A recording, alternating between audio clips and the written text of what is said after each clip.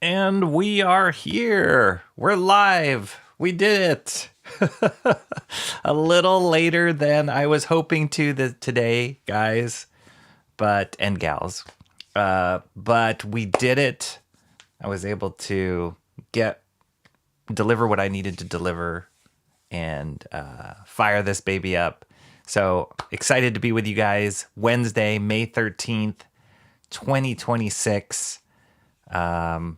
It's time for some Wednesday comics. Let's go. Really excited. It's a good week. There's some good things that came out this week. It's been a while since I've done the Wednesday comic stream.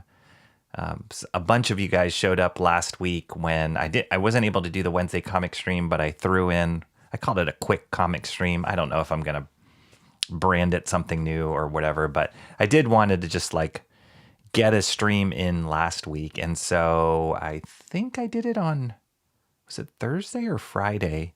I just did it straight from my phone as opposed to this whole setup. And I thought it went well. It was fun. And I wanted to share with you guys the Comics, the Magazine issue 3 that came out last week. That was really the only thing that I picked up that was worth mentioning anyway. But this week is different. There is quite a number of exciting books that came out this week, some new ones. I got a comic-related item in the mail, which I debated doing an unboxing, but I was like, nah, forget it. Just open it up. I was looking at it last night, but I'll share it with you guys today. Very excited about that. Free Comic Book Day. I didn't even get to share with you guys the things I picked up in Free Comic Book Day. And it's always just kind of a mixed bag. What was the date? What was the date of Free Comic Book Day? It was May something. May 2026. May 2nd. So yeah, I didn't even talk about Free Comic Book Day when it happened. But I did pick up a few fun little things there too. So we'll look at those first thing after I catch up with you guys. But yeah, it's been a while. It feels like it's been a while at least. And I'm just really excited to share the stuff that that I got from my store this morning. So yeah, where are we at? How are you guys all doing? How's it been? It's been great weather here. We've been able to do some outdoorsy stuff. Been able to just enjoy the sun, not super hot, really nice weather. So that's been great. What else has been going on? I just feel like summer is creeping up way fast, and it's going to be here before you know it. Oh, I saw that movie Project Hail Mary. I've been listening to the soundtrack of that. Did anybody guys see that movie? It was pretty good. I tell everybody it was probably a 7 out of 10 for me, but let me know in the chat if anybody has seen that movie. Steampunker was here first though. What's up, Steampunker? She was fast on the draw when I hit live on the stream, which is awesome. It's been a while since Steampunker's been first in chat, I think. Correct me if I'm wrong, Steampunker, but always great seeing you here. She's not even on Discord, so she just was she's tapped into the YouTube notifications, as crappy as those are. It worked today, so awesome to see you here, Steampunker. Mark's Music Obsession, also incredible and great to see you, Mark's Music Obsession. He's a member of my channel for, I think it's 8 months now, right? Mark's Music Obsession? That's insane. And much appreciated. I'm so thankful that just for your support and your presence here on the channel. Always checking in. Hey, are we streaming today? Is there going to be a show today? And I love it. If it was crickets and nobody out there cared, that would be even a harder motivation to get the stream going. But because a bunch of you guys out there care and notice, that just motivates me. It really makes me, sometimes it's the only thing that motivates me. I'm like, okay, I got to do it. Because people are asking. So Mark, thank you so much. Hope you're well. Another 8-month member here, Timmy Mello. What is up, Timmy Mello? I just saw Timmy Mello. We are smack dab in the middle of sports ball right now.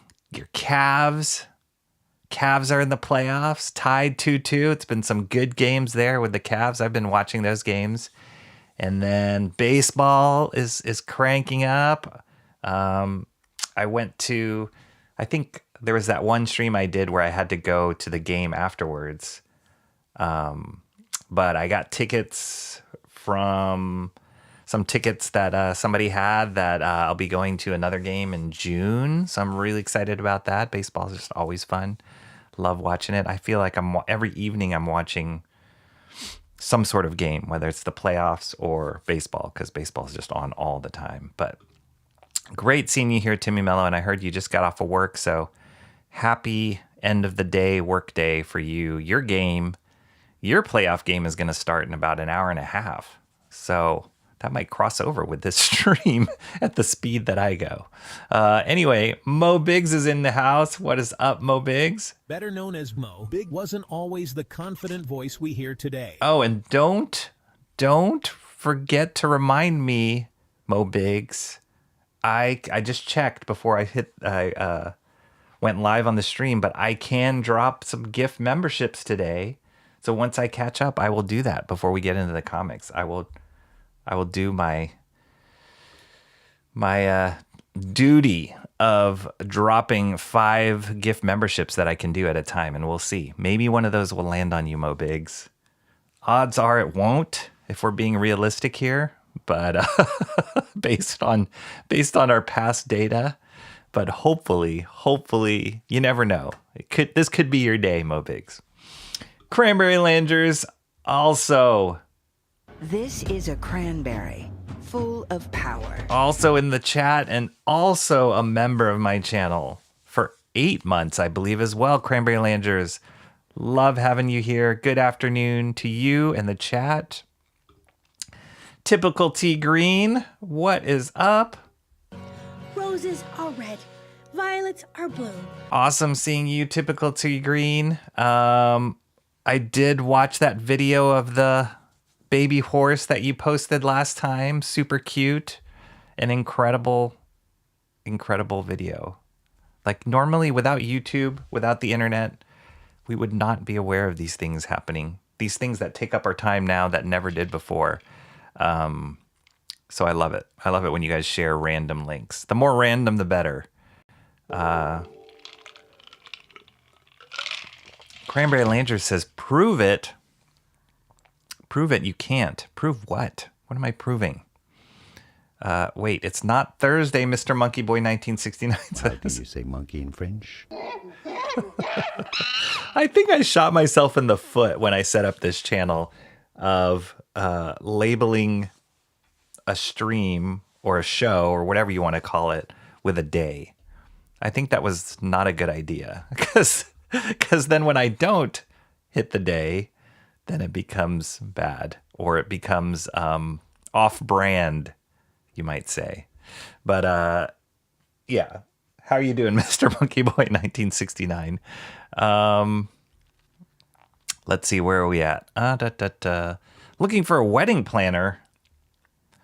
What is that all about? I think I saw a little bit of conversation there. I was up and out of my desk. I was like getting ready, getting my water ready, going to the bathroom, all the things you got to do before you go live. Are you looking for a wedding planner? Typical T Green. Mo Big says, I can't safely click on any of videos Lynn's post because they will probably be the work of Japanese animators and will destroy my recommended videos. And it's amazing. All it takes is one. All it takes is one errant glance or click, and then your whole feed is screwed up. Where are we at? We're at 600. Holy cow. Did that just happen? Because we were at 696 for the longest time. Looks like we're at 697 subscribers. Guys, we are 3 subscribers away from 700. I cannot wait to get to 700. And it just makes 800, that much closer. That's because that's how math works. But yeah, 697, that's super exciting to get to 700. Really, really exciting. Guys, don't you remember when we were like, oh, let's get to 100? There it goes to 700. It's awesome. Thanks to all you folks. Let's see. Hail John, just in case he watches this later. John is the king of random links. I'd like to think John listens. Even if he's not here in the chat, we don't see him here in the chat anymore. I'd like to think he listens to it and smiles. He sits in his comfortable leather chair and reclines and just smiles. Little crinkle of a smile in the corner of his mouth when the stream goes live. I hope John's doing well. Hail Michelle. Is Michelle in the house? I didn't see her, but we're just assuming, Mark, that Michelle is there as well, hopefully. Hello to Michelle. If I see her name in the chat, I'll definitely drop her soundbite. Let's see. Oh, there it is. I found a wedding planner out of Texas who's hilarious. Is that what you want out of a wedding planner, though, I wonder? Hilarious? We didn't have a wedding planner when I got married. We had a coordinator for, like, the venue. But we didn't have, like, an overall planner for the whole thing. But I don't know if I'd want somebody who's hilarious. Because you want somebody who keeps it light and is in control, but somebody who's hilarious, I don't know. I don't know about that. Hi to Michelle as well. People are just assuming. That's a lot. No, I'm not pulling Bancroft. Although, because I started later today, I might cross over with Bancroft if he is streaming his normal time, which he usually does Wednesday evenings, my time. So, Bancroft is frequenter in the chat, and maybe he'll pop in here himself. But yeah, if he starts streaming while I'm still streaming, we can shoot you guys over there too when we're done. But not too early. Don't leave too soon. Just for Bancroft. All right, here we go. Now I'm caught up in the chat as far as when the timer started. There we go. Literally just getting out of work as the stream goes up. That's right. Good things take time. Yes. Oh, yeah. I was saying you guys can't rush me, and now you are rushing me. Now I feel rushed. Let's see. By the way, rushing means on time. I hope you don't change the thumbnail, Rocky. I like to do it. So this thumbnail, I don't know if you guys saw the thumbnail. Sometimes the thumbnail shows up. Sometimes it doesn't refresh on my site. I've noticed that. It just does the like default thumbnail. But the thumbnail for today's show is for a new book that came out. It's one of the books we'll look at today. And it's cool because it's kind of crosses over my worlds of like animation, comics. The style is very reminiscent of an artist who I know and really love. He must have definitely been influenced by this artist. So yeah, we'll look at that book today. But yeah, changing the thumbnails. If you're new to my channel, what I do is we go through the books that I pick up in the week. And then at the end of the stream, we'll do a vote. And everybody can vote in the chat, and they give their 2 cents of what book is their favorite book. And then whatever wins in the poll, I'll switch the thumbnail out in the YouTube video, just so I remember when I look back at my old YouTube videos of like, oh yeah, that book was the favorite one of the week. But oftentimes, probably if we were honest, might not even be the favorite book. It might just be because everybody tries to make me make a tie in the poll. And then all sorts of shenanigans happen. So it has nothing to do with comics whatsoever. It's just crazy chat shenanigans.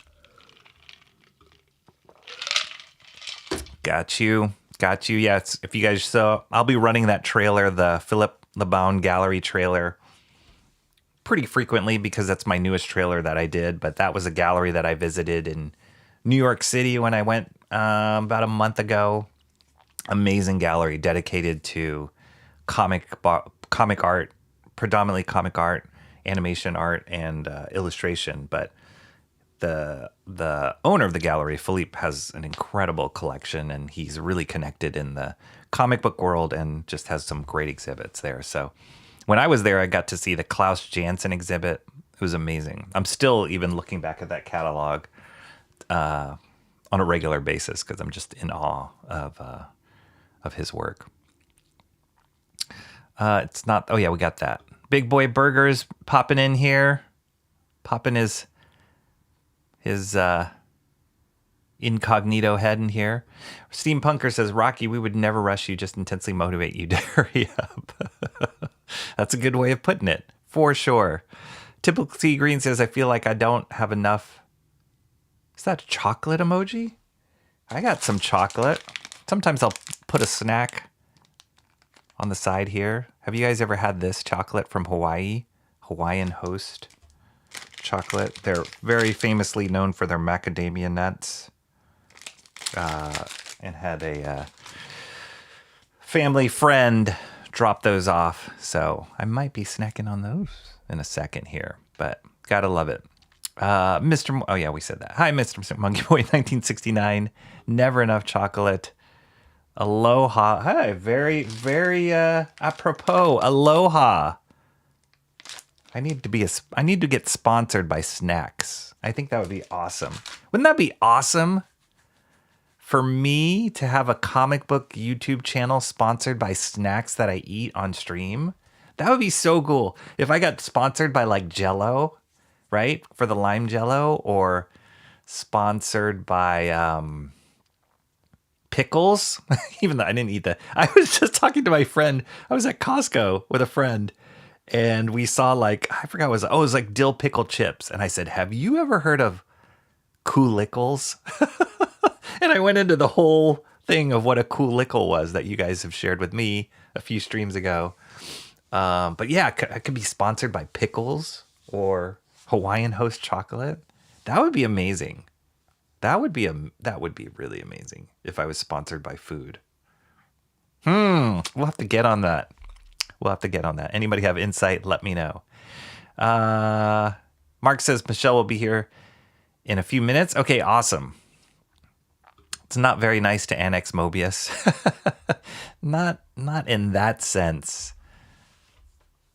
He's not annexed in that sense. He's definitely like highly regarded at that gallery. So the music is really pumping me up for whatever dream I have when I fall asleep in a few seconds. I'll take that as a compliment. Cranberry says, where's Emo now? We haven't seen her a while. And then Booyah, what is up? Emo Trash, it has been a minute. I mean, it's actually been 25 minutes. But it has been a minute. How are you doing, Emo Trash? I've been waiting for you to pop back here and stream, and hopefully you're still here as I talk, because I started watching Dawn to Dawn, right? We were saying, you're kind of making fun of me of it. It's like Dan to Dan when I was saying Dawn to Dawn. I started watching that. I'm reading the manga at the same time. Come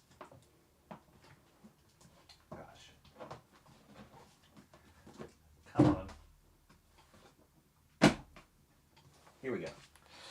I'm reading the manga at the same time. It's awesome. It's actually really good. And I'm so surprised at how close the animation, the cartoon, is to the comic. It's incredibly, like, they are so tight on that. And I don't know. I'm assuming the comic came first and then they did the animation. But it's like story-wise, composition-wise, the designs, really tight to what they're doing in the book. But I've enjoyed it a lot. And you know what's amazing? It's what's really amazing about the show is the title song. Like, I love the title song of that show. It's really catchy. But for the rest of you guys, if you haven't seen this series, the premise, it's the craziest premise. It's so Japan. But basically there's this boy who is like a nerdy, like recluse in school. And then there's this like very popular girl. and they cross paths, and the boy's really into like UFOs and aliens, and the girl is really into ghosts because her grandmother is this like medium psychic like ghost person, and she sees him like being made fun of like at school, and so just on a whim she kind of goes in there and like kind of like pretends that she knows him, and everybody's like, whoa, like this popular girl is talking to this nerdy boy, what's going on, are they dating, and blah blah blah. And so then they get into this argument and they find out like, hey, you believe in ghosts? He's like, that's stupid. And she's like, well, you believe in UFOs? She's like, that's stupid. And then they dare each other or make each other swap places. So he makes her go to the site where like UFOs apparently have abducted people, and she makes him go to this cave where there's this like supposedly ghost. And then all hell breaks loose because aliens really come and the ghost really comes. The ghost, his name is Turbo Grandma. Anyway, it goes crazy, but they're connected in that sense of like ghosts and UFOs, and their belief in each of it like switches places with them. So then he gets cursed by the ghost, she gets abducted by the aliens, and it's just the craziest plot. Like I can't even imagine the source of where they get their ideas. But yeah, it's really good. It's really well done, and the show is just so off the wall. It's very enjoyable. So yeah, I want to say I'm about 8 episodes in the first season. 7 or 8 episodes in the first season. I think there's only 2 seasons right now. And I heard from my friend Alan, who has been in the stream before, that they changed the title song in the second season, which is such a bummer because I love that title song. So anyway, Emo, I've been meaning to tell you that this whole time, but you haven't showed up. So now that you're here, thank you for the recommendation. Because it's been good. It's been fun. There she is. That's right. There we go. The gang's all here. See? There we are. Hello, Michelle. How are you? Great seeing you. And great that we can play that sound bite for you. I'm having a really weird dream where Rocky invested in bisexual lighting for a studio. This? Are you afraid of pink, Mo Biggs? Come on. Real guys can like handle pink. Actually, I'm not a big fan of pink, but pink or these colors like pink, blue, purples, insider tip for you guys. They show up really well on video. So there's a few YouTube streamers that I watch, and maybe it's just my camera too, but there's a few YouTube streamers that I watch that use these similar colors. And it's not because I'm trying to copy what they do. It shows up well on screen without being too blaring. And so I wouldn't call it bisexual lighting, Mo Biggs. It's just mood lighting.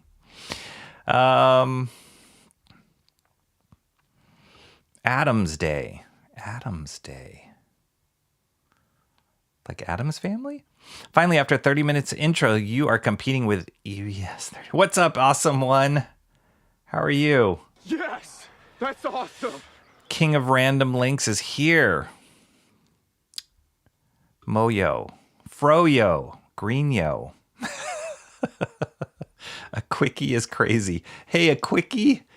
It was quick. It was just an hour long. That's quick for me. So, yeah. It was quick for me. Free Comic Book Day. Comics the Magazine should be released on We Pay You to Take This Trash Off Our Hands Day. Goodness, Mo. How did you ever get into comics with an attitude like that? Did I share this with you guys before? And I didn't even know this myself until not too long ago. But I got to know this because I've gotten to know the comic book store owners in my neighborhood. But the owners have to pay for the free comic books. They don't just. I always thought that like Marvel, DC, or whatever, the distributors would just send it to the stores to promote their books, and that's why they pass it out. But they actually, as the comic book store owners, have to order and put in an order for the free comic books, they're not paying cover price for them. It's like a small fee, but still they got to pay. So that's why if you go to certain stores, they'll have more copies of a certain free comic book than other stores, because they're banking on the stock and that they can hand them out. But I thought that was kind of crazy. I was like, I mean, nothing in life is free, but I was shocked. I thought that it would be on the company's dime as opposed to the store owner's dime for the cost of those books. But yeah, so it's not really free. So I'm very grateful. Some stores I go to get the free comic books that we're not charged for them. Some stores will limit you the amount of books you can get. Now I know why. Some stores will let you get as many or all the books if you want. My life hack is I'll go to different stores and pick up. So if they have a 4-issue limit or 4 comic limit, I'll get 4 from one store and I'll go to another store and get the other 4 I was missing. But then oftentimes, most of the free comic book or the books that are on Free Comic Book Day, they just end up sitting on my shelf or not, I just read them once and that's it. So I try and just get the books that I really want to see or find out more about a particular title. And that's what I did for this Free Comic Book Day. I only grabbed the ones that I really wanted to, that intrigued me as books. It's been a while. Yeah. Ew, summer, Steampunker says. Why? Summer's good. Project Hail Mary was fun, Mo Big says. Yeah, it was good. It was, I'd say Ryan Gosling was the anchor for that movie. It was great. That guy's got great range as an actor. Like he does humor really well. He does very dramatic, serious moments really well. He does sad moments really well. And then if you haven't seen the movie, there's a alien character in it and his nickname is Rocky. So gotta love that. But he was done with puppetry and stuff. And so that was really cool. There were definite jumps of believability in the movie for me, where it's like, how did that really happen? But I think that the relationship and the story, Ryan Gosling's story and his character and his relationship with this other character, Rocky, were strong enough that you kind of just accepted it. But there definitely were plot jumps where I was like, I don't know about that. But it was a really fun movie. If you like space movies, end of the world kind of movies, it was like I heard somebody describe it as, what was it? Not positivity core. Something that is it was like it's a happy movie, as opposed to a lot of the movies that we see these days are kind of bummers and anxious, post-apocalyptic, sad, that world's gonna end kind of movies. This one has a upbeat or happy ending. Happy core? Is that what people said? Maybe it was happy core. But yeah, it was fun. John is lurking in spirit. Yeah. Christmas was yesterday. Absolutely. It's not insanely cold out, so Rocky is hot. Yeah, it's low 60s here. It's perfect. Perfect weather. Rocky, here in Tennessee, summer starts after the first week of spring. Oh, dang. That's true. I have relatives that are in Florida, and they're already saying it's 90s there, which is gross. Is it 90s where you are, Mark, in Florida? The relatives I have are in Central Florida. So yeah, they said it's 90s already. And I'm like, that's not good. I think 7 is a fair score, Mo Big says. Okay, cool. Yeah. I see Project Hail Mary. I saw Project Hail Mary. I thought it was good. Nice, Cran. Has been signed since I've been first. Yes. Yes. Absolutely. I can't. Real friends like me and Mo don't need Discord to let us know when you're streaming. Can't argue with that.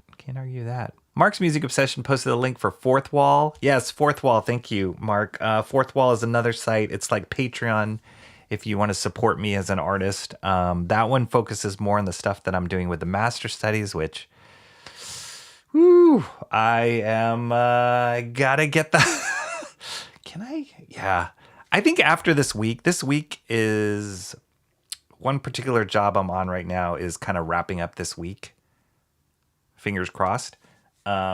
So I should be able to get a little bit more time for some streaming stuff, unless another project comes in that will take its place.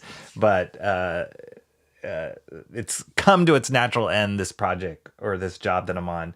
And so, yeah, I should have more time to do masters. I apologize for the lag on that. But the whole point of the master study and talking about Fourth Wall is if you are a Fourth Wall subscriber or member, as they call it, you get access to high-res scans of all the master studies I've done. And I've done 9 up to this point. Working on the 10th one, Jack Kirby, double-page spread. It's coming out great. It's just taken a lot longer than I would like. But yeah, that one will be up there once I get the pencils done. I'll scan those in. That's really close. And then once we start inking, that'll be amazing. That one's really, I'm so excited. I'm a little nervous, but I'm very excited about that one, to get that one like to a finished state, because I think it'll turn out great. But thanks for dropping that link, Mark. He only went to see it because there was a character named Rocky. Awesome One does not like the lime jello. If it helps motivate you, I do wonder each day, but I don't want to annoy you with, are you skipping out on streaming today? No, it totally motivates me. It does not annoy me at all. Are you kidding me? But each day, really? You ask each day? You can kind of limit it to like Wednesdays, maybe Thursdays. I know I used to stream on Mondays too. Yeah. At least I'm doing the Wednesday. We need to get Rocky 4 more subs so he can join the 700 club and start streaming. Wow. Mo. That's some amazing wordplay there, man. Hats off to you. Really good. I love it. 700 club. That is a callback right there. I long for the days where Rocky introduced me as Chat Ninja Steampunker like he used to do with my other username. I can do that, Steampunker. It would be easier if you wrote it in your name, changed your handle to Chat Ninja Steampunker, but maybe that's too much. I'll remember to do it. I'll know you on Cranberry's behalf. Thank you. Is that software studio still next to the stadium in San Fran? Which? There's tons. There's a store that opened right next to the stadium. It's owned by Tom Brady of Super Bowl legend fame. It's a card store. I was like, really? Tom Brady's into collecting cards? But yeah, it's like a collector's card, I'm assuming, for like football cards or maybe any sports cards. But yeah, it's opened up right next to the stadium. I'm glad I don't have to work the Cavs watch party tonight. That's going to be insane. It's been a good series, though. A lot of good series. There's been some sweeps, but there's some really good competitive games in there. Timmy Mello's Rocky's live chat is the better place. Thank you, Steampunker. Chat Ninja. That's true. Agroalimentaire was thinking... what? Agroalimentaire was thinking of Rocky while watching the movie, and the character did have similar characteristics. What are the similar characteristics that I have with that character? Because he looked like a pile of rocks, and I don't. Mo Big says, hey, Rocky, could you spare a gift membership? I don't know what accent that was. Here we go. I'm going to try it, Mo Biggs. I'm nervous. I'm really nervous for you. Let's do it. Let's just lean into it. See what happens. Oh.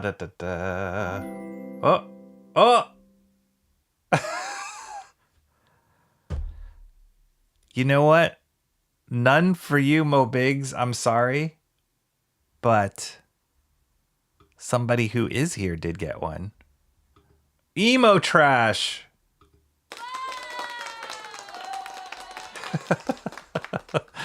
Emo Trash got one. So the rule that if you're here in chat, that doesn't stop you from getting a membership. I don't know, Mo Biggs. I really don't. I tried. Chat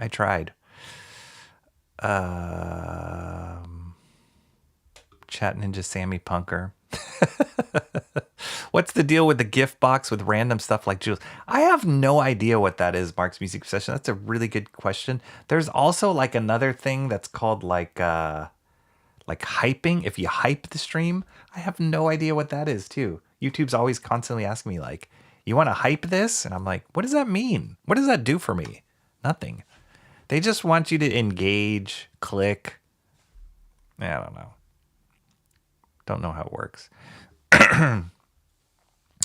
Okay, let's see. Awesome one's just dropping all the emojis. I can't wait to hear the baby's name. Oh, they haven't named that horse yet? Huh. YouTube is becoming Twitch. Oh, is that what they're doing with the GIFs and all that? Maybe. I'm not very familiar with Twitch. I've never been on Twitch. I mean, I know it's a thing, but I know it's more of a gamer thing too. So, prove it that you've been a member for 8 months. Well, the icon next to your name says it. See that icon of Logan? I think when you hit 12 months, 1 year, that icon will change. I think it's the Mobius icon that we made. So very exciting. Nobody has that icon yet. You guys are very close though. Emo Trash, because she's a new member now. She's got the Electra one. They're all from my master studies, so pretty fun. Instead of My Wednesday Comics, we got My Thursday Magazine. That doesn't sound as exciting. Pretty soon the streams will be called Midweek Comics. Yeah, maybe. Typical T Green says I believe this is the wedding planner. She's hilarious. Is she a comedian? I've seen driving schools, like if you take for your like license or you get a traffic ticket, you can go to comedy driving school. I've never done it myself, but I heard they're kind of entertaining. But I don't know about wedding planning. I feel like it would be annoying, especially you're so stressed out on your wedding day. Rocky either enjoys pink or purple lightning. Hey. Maybe an anime drawing video. Maybe an anime or a meme? I think anime drawing video. Should I click on this? I don't want to like... I don't want to... Oh my gosh. I'm really behind here, guys. Holy moly. I'm way behind. Okay, what is this cranberry? Oh, I don't want to see this. Ads playing right now. She's a wedding planner that has a great sense of humor. Oh, okay. Figured as much. And then she videotapes it too? I don't know. Too many ads. Get out of here, ads. Skip. Oh, no. This is Mobius drawing. This is cool. How do I do this? This is cool. I don't mind sharing a screen with this. Thanks for this cool link. All right, let's see. And publish.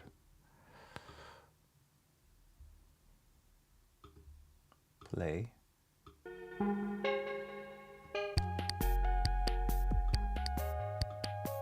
Now, I'd like to think the music that I pick is better than this music. Wow, look at that.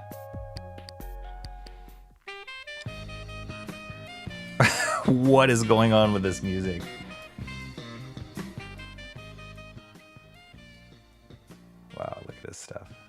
This is cool. I gotta watch the whole thing later. I'm not sure about... I'm gonna mute the music. I'm not sure about the music choice. This is very cool. I didn't realize he drew so big for... Because a lot of times, at least the drawings I've seen in person, he'll draw... Like, yeah, this size seems about right. But those other ones are pretty huge. This is great. Yeah, so Mobius, he passed away now, but when I went to that gallery in New York, they had, if you see in that video, that annex of some of his work. Here's his westerns that he did for Blueberry. Gosh. This is killer. Great video, Cran. Thank you. Oh, look at that. It's Arzak stuff. Oh, this stuff sends chills up my spine to see it. See him draw these things. Cool stuff. Great link. Okay, we'll have to save that for later. John is a boop. What will you do to celebrate 700 subs? Tiara or karaoke? Neither. That will get into the... Then we'll really get into the bisexual lighting. No, yeah, I don't think I will do either of those things, Steampunker. But we should do something cool for 700, right? We should be. That's a pretty monumental number. 700 is only 300 away from 1,000. Dang. AITA, feel free to share. AITA. What is AITA? Did I miss something? Gosh. I'm always behind on your expressions. John was really good at... Speaking of John was really great at telling me what these little acronyms meant. AITA is a subreddit abbreviation for Am I the A-hole? Is that what you guys are talking about? I'm really off. Rocky didn't need a wedding planner when he courted Pig Vader Lady. He just needed some chloroform in a burlap sack. Not as good as the 700 Club, but hey, I'll give you.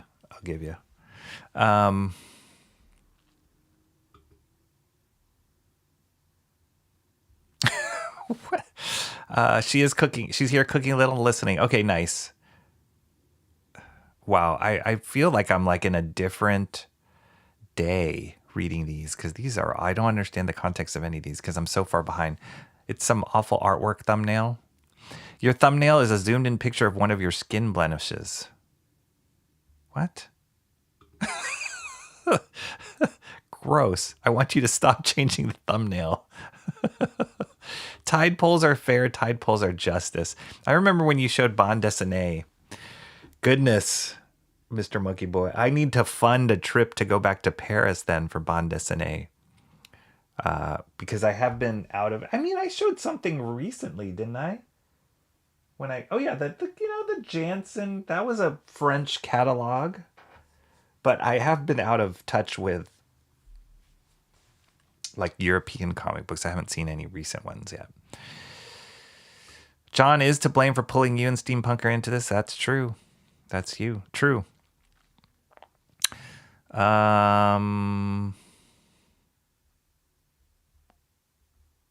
Okay.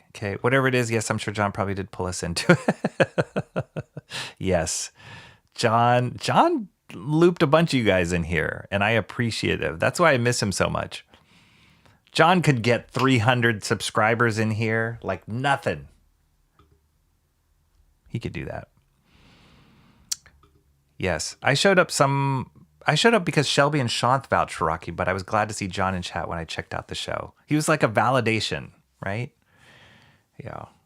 That's nice. Shelby and Shant, yeah. Shant, man, I have been out of touch with that dude. I have not been able to like either catch a stream of his or just talk with him recently. I got to catch up with him. Hopefully I can do that soon.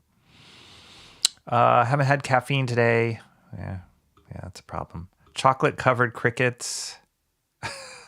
Dill pickle chips are great. Are they? I like dill pickle flavored chips. I've never had the actual pickles that are chips. If Rocky is sponsored by anything other than Jello, it's a miscarriage of justice. Jello or Cat Fancy magazine. Okay. Coolickles are as good as lime Jello, although way different. Did you eat the Coolickles that you were making, Mark? Did they turn out good? Yeah. Sponsored by food. It'd be amazing. That would be amazing. That's just like Ghost Machine doing coffee for their comic books, which I never understand. Somebody must know somebody in that coffee company, but Ghost Machine oftentimes has a coffee advertisement for like a Ghost Machine coffee in the back of their comics. So that would be awesome to be sponsored by a coffee company. Rocky actually started reading Don to Don. Yes. Our AC ran out of refrigerator. Your AC ran out of refrigerator. Didn't you have your AC fixed last time, Awesome One? What happened? Can't be good, especially with the summer already there. Title song is Elite. It's amazing. It's so good. I let my daughter listen to it and she was like, "What are you listening to?" But it's so cool. And the way they did the sequence, it's like right up there for me, like Cowboy Bebop's title sequence. It's so cool. Topics like this make me long for the days when Rocky was too busy to stream. The show isn't as fun as Chromata High School. I haven't heard of that one. I'll have to check that one up next. Basically, Big Wolf on Campus. I don't know that one either. Just reminisce about John and the Punisher series in the 80s. This batch isn't quite ready. Another week or two.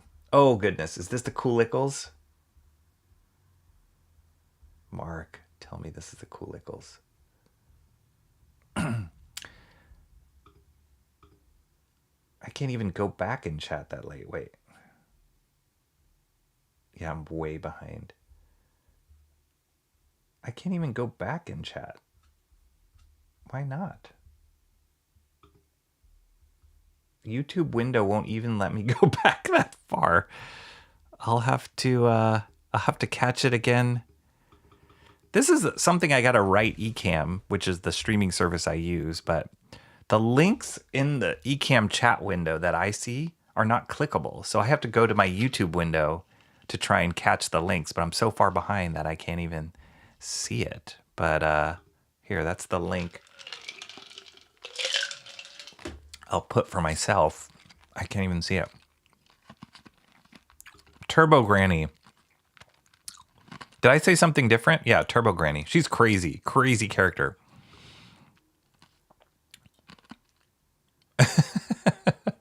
Venom Lethal Protector. Rocky's trying to make it happen.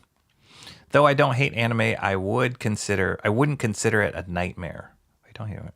Every time I try it turns into Archie meets the Punisher and it's Rocky's fault. Your dream? Season 3 is in the works for Don to Don. Okay, cool. I was watching entire seasons of anime, but I have to cut back to maybe 3 episodes a week. Yeah, it can get overwhelming. One thing I do like, I mean, there's some of those series that go on forever, right? Like Naruto or Dragon Ball Z or whatever. But then there's some that are limited, which is really cool, right? There's a little bit more manageable. And I feel like the episode length of Don to Don is just enough too. Like whatever story that they try and tell, it kind of fits nicely in that episode. The episode I just watched was the one about the mom. There's a mom who's a ghost and she was like a ballerina. Do you know that one? I'm sure you guys know that one. That one was super depressing. It was like really sad. So yeah, I stopped after that one. I was like, oh, I'm gonna need a moment after one. This one's a bummer. I too was disappointed when the song changed. Why did they do that? Alan's custom sound clip is awesome. It is. Oh, is that the thing? I mean, that's cool, but you can't quite top that season one. So I was talking to Alan about this, and he said one of our mutual friends listens to the soundtrack or watches the intro of the first season before he starts watching the second season episodes because it just hypes him up and he doesn't like the new intro. I thought that was really funny.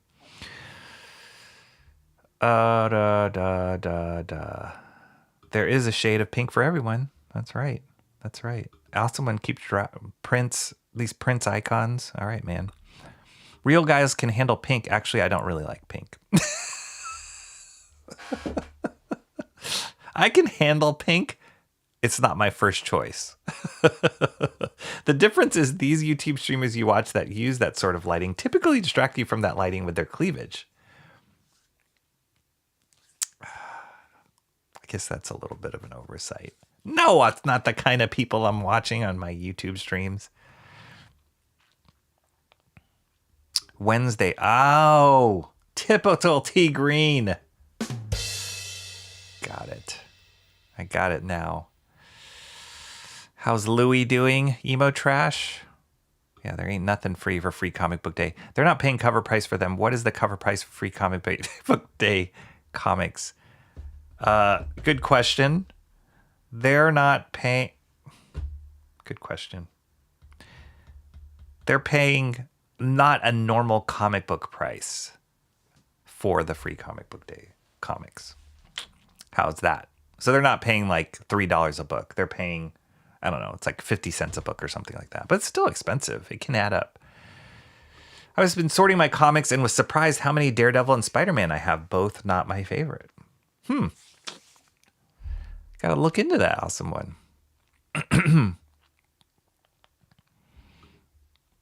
Yeah, not surprised. I got free back issues.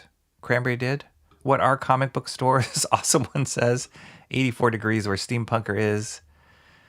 1984, 1982 here.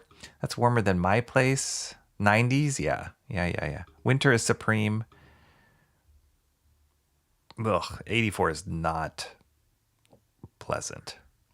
I'm Knuff. Awesome one says hashtag 71 degrees where Mo Biggs is. That's nice. I think, yeah. I don't know. I'm like a mid 60s kind of guy for the weather I like. Oh my gosh, really behind here. Nice breeze from the bay. 79 now. That sounds nice. Yeah, at least you get the you get the breeze too.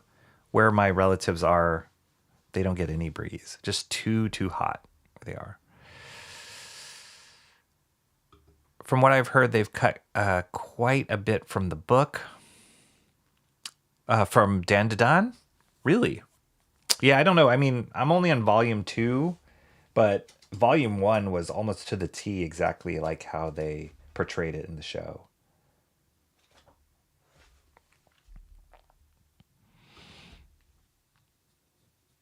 Learns a language via AI, but we humans can't even talk to each other for more than a couple months or years until we become drama mamas. Okay. 30, maybe 60, but fat is great. Are we going to have a 90? No, we can't. Can probably DoorDash ice. Oh, didn't I say last time I should put a timer? I should put a timer on this because I am way past the catch-up time. Can probably DoorDash ice from a gas station this day and age. Oh, for the heat? Weather is perfect here, Michelle says. Sounds like it. I think the breeze is key. We get a breeze here for sure. I'm kind of near-ish to Pacific Ocean on the West Coast side. I know San Diego, you guys get a breeze down there too. And it's nice to hear you get a breeze where you guys are, Michelle. Yeah, that's key, especially in hotter weather.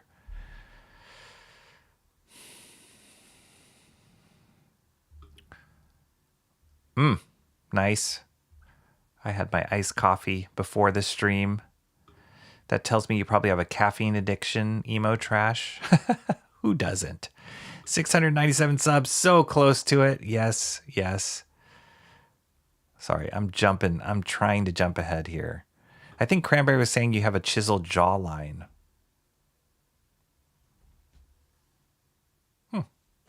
Okay. Here's all the gifts memberships. Emo trash. Me or Guy. I don't know. Long name me. Got one. Lugo 860. Shazaran. And our good friend Adam got one as well. Many jokes go over my head. Yes. Sorry, Mo Biggs. At least Emo got one. That's right. Speaking of long usernames, Steampunker works as a shorter version of my name if Steampunker is kind of long. Steampunker. Huh. Yeah, I could see that. I have the powers of anime and memberships on my side. Justice for Mo still needed. I wonder why they didn't do that. Why aren't you allowed to give gift memberships to specific people? Like what does that hurt to give a creator that that control? Well, since you miss every other set streaming day and do it on the odd days, so that would be Monday drawing, Tuesday late drawing, Wednesday comics, Thursday late Wednesday comics. Dang, you got me pegged, Cranberry Liners. Friday, whatever you do on Friday. Yeah.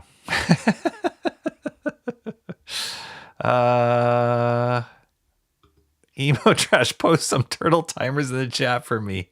There she goes. You spend watch currency for animated emojis and hyping a channel. You spend watch currency for animated emojis. Oh, okay. Little Bird is being surprisingly nice to me. What you have in common with Rocky is being a bit awkward. The chiseled jaw. I got that. Not understanding what others are talking about, but our general knowledge to them. Being generally positive, sort of easily distracted. Okay. I'll take all those as compliments, Cranberry.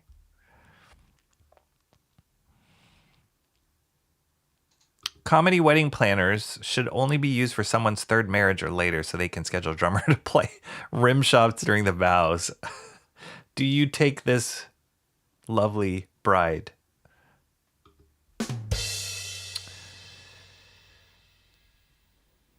Friday the 13th. Oh no, God, scared me. I was like, is it Friday 13th? Holy crap, this new phone's autocorrect is annoying. You know what? Are you on an iPhone, Cranberry? Because maybe that's just Siri. I've noticed, and I'm not the only one, that Siri or voice dictation has gotten worse recently. They must have done some sort of update that like screwed it up. So yeah, I don't know. I've definitely noticed there's a lot more corrections, and it's not like I had a stroke and I'm slurring my words more now. But there's something going on with that. I don't know if you're I don't think you are on an iPhone, but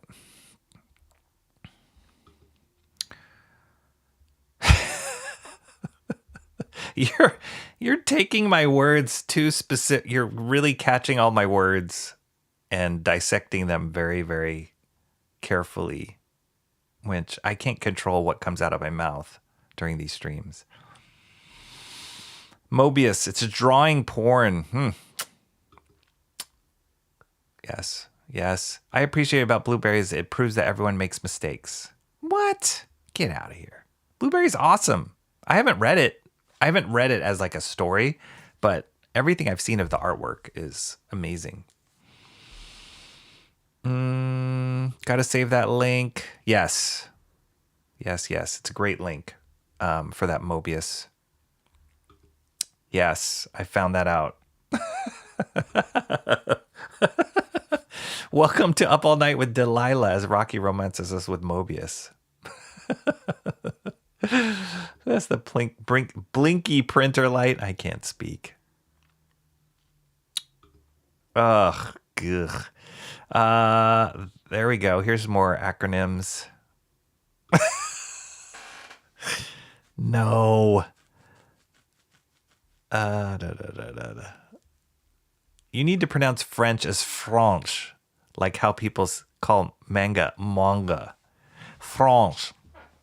France! Have you guys seen that video? That SNL video? It's really funny. Yes. Mel from France. Yeah, France.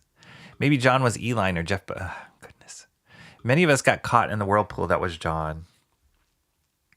Was he a whirlpool? I feel like he was like a shepherd. I would give him that distinction. You guys are so chatty today. Maybe you could be sponsored by Coffee Brand Coffee. I hear the creator is entering a desperation spiral. That's like the same owner is the guy who wrote Comics the Magazine. Coffee the Coffee.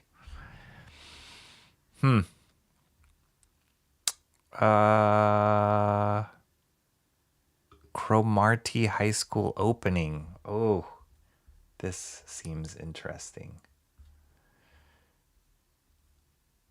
Come on, can I? Okay, cool. I can go back in the chat for this. All right, let's see. Once these ads stop playing. However, I feel like I'm not going to play the audio because if I do, I might get problems like I did last time. So we're just going to have to see this. We're just going to have to see this without audio. Awesome one. Which is probably a shame because a lot of these intros have awesome music.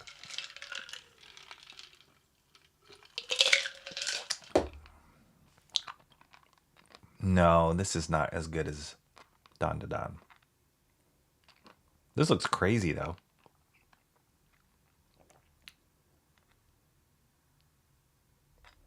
Okay, I gotta listen to a little bit.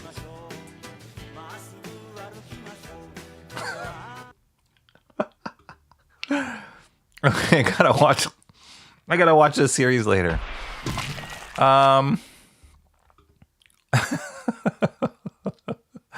There are some of those series that go on forever, like Naruto or Dragon Ball Z. True, any episode of this shows does seem to go on forever. Really, Mo Trash? Yeah, those are definitely those guys. I recommend Naruto, but not Boruto. I've heard that too. I was disappointed when the song changed for the final season of Big Love. Wow, that's an odd creative choice. The final season. That arc was indeed depressing given the implied backstory of the ghost. Yes. Yeah. Some of the flashback stuff, I was like, oh, this is painful to watch. Rocky trying to tell us he isn't a real guy. Coffee is down. Emo feels like a person now. Nice. Mob Psycho 100 is definitely another anime I would recommend. Oh, okay. I've heard of that. I've heard of that one. Widow's Bay? That sounds suspect. Mo Biggs. What happened with Louis? An anyway awesome one? A little bird fluttered off somewhere, but left his feathers all over my shoulder. At least it's just his feathers. I think Cran was talking about Project Hail Mary when he mentioned things cut from the book. Oh, okay. But I've never read that. Oh, yes. So the author of the book is the same one who wrote...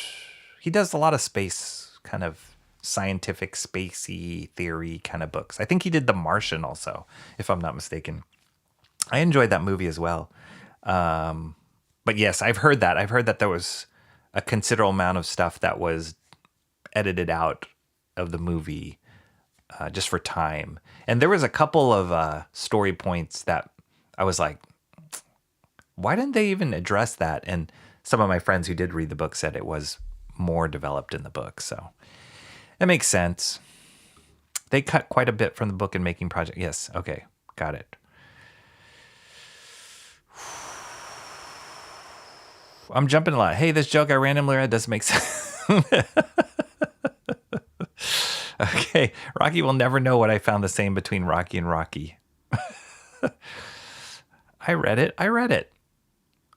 I can't brand. I think brand accounts can't receive gift memberships. Oh.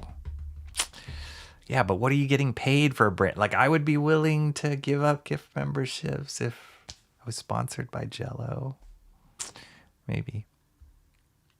Oh, brand accounts can't. Oh, we've talked about this. Oh, like Mo Biggs. Yes, he said this. I used to get gift. Yes. We've had this conversation. I got a free membership this week from a channel I like. Oh, cool. Cranberries on a Samsung. I'm almost caught up, guys. Like, what are we even doing here? Or maybe the truth of the matter is, Mo Biggs, is they do give us control of who we can give our gift memberships to. And I make it seem like they don't. How's that? How's that change your world? I don't know what kind of update they did, but this is worse than my old phone. There's a lawsuit in action against Apple promising AI features like Grok, but not delivering.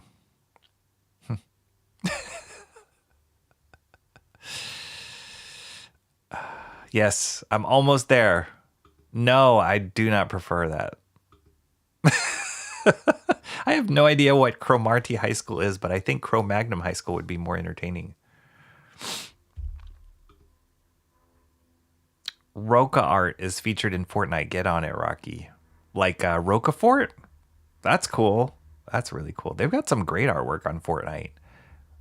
I don't know Fortnite at all. I mean, I've never played it, but they've got some great artists on that.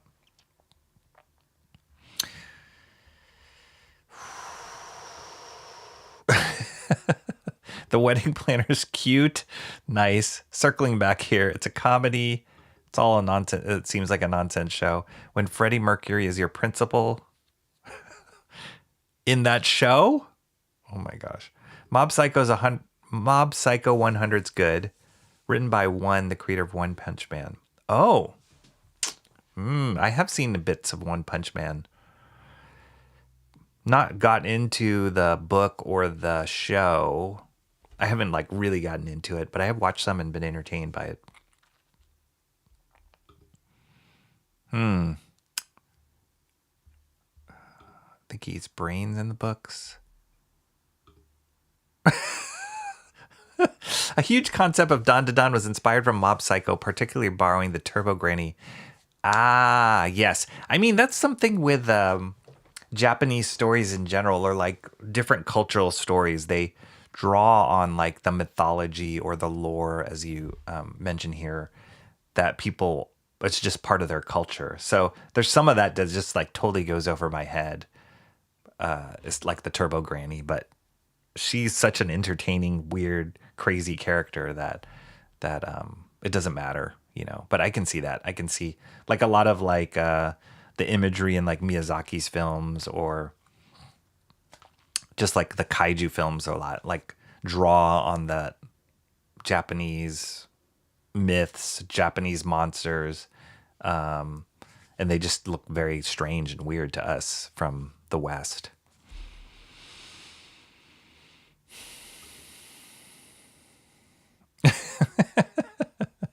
Mark's Music Session. Okay, let's see.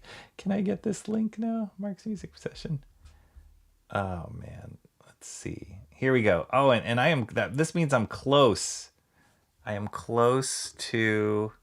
Mark. I'm close to the end of catching up on chat. There we go. Mark's. These are his cool lickles. So this was a question. I wasn't 100% sure, but I think I answered it correctly. When you make kulikals, they're already pickles, right? It's not like you're making it with a cucumber, right? So it's already pickled, and then you add the Kool-Aid into it. Wow. That's insane. That is insane. The things we will do for sour flavors.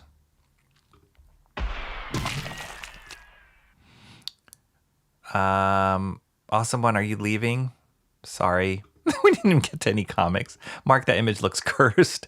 Turbo Grammy sounds like the character from Tripping the Light Fantastic. Tripping the Light Fantastic. I don't even know what that is. I love that they made her a cat. Yes, she's cute. They draw on them.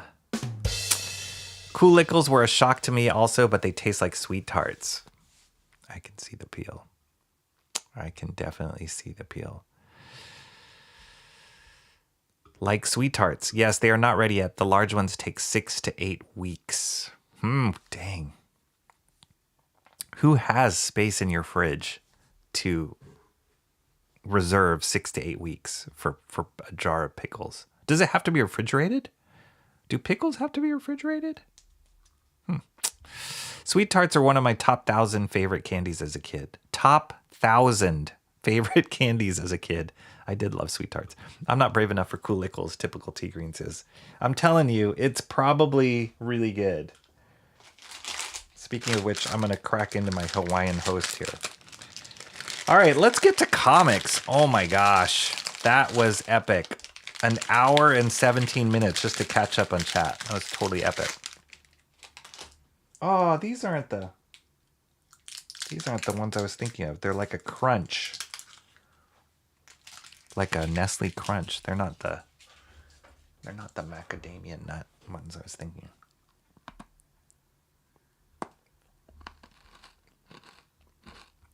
Emo says, I am brave enough for Cool Lickles.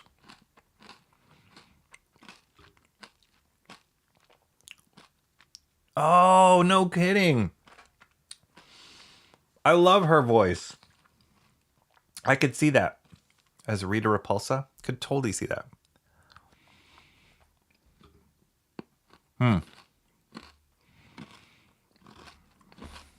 Yeah.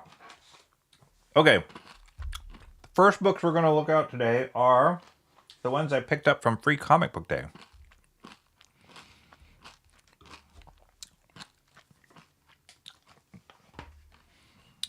The thing I liked about these books, or most of the ones that I picked up, are they printed them in black and white. So they're kind of like ash canny. So that was cool. And usually when I'm picking up something that I've not heard anything about, know nothing about the story or whatever, it's the artwork that's going to attract me to the book. The artist on this Flash Gordon issue is Will Conrad. I can't remember what Will Conrad has done work on before, but his name is not new to me. I've definitely heard of him before. I just can't remember off the top of my head what he's worked on. But this is him drawing Flash Gordon. I'm not a huge Flash Gordon fan, to be honest. Flash. Oh. But I thought this artwork was kind of cool. And even if I am not like 100% on the style of artwork or whatever that the artist is doing, I love seeing it in black and white. And it also kind of, I take it as like reference, like in the future when I get to the point where I want to do my own comic book, like what works in black and white, like different format, or just the look and feel of it, what works best in black and white. So yeah, sometimes I just pick these things up just for reference for myself. But this is Flash Gordon. So the license of Flash Gordon, I guess for their comics, is being produced by Mad Cave. And this is #1. So I don't know if it's a relaunch of the story, whatever. I haven't even read this. I honestly just picked it up for the artwork.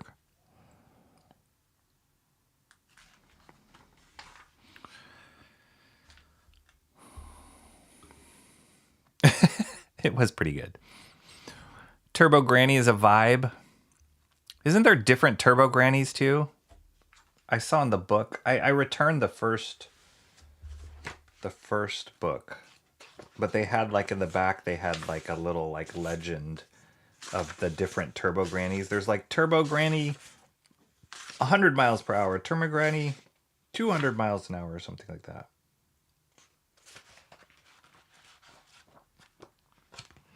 Yeah, they have some wild designs in that show. Cranberry says, nice cover.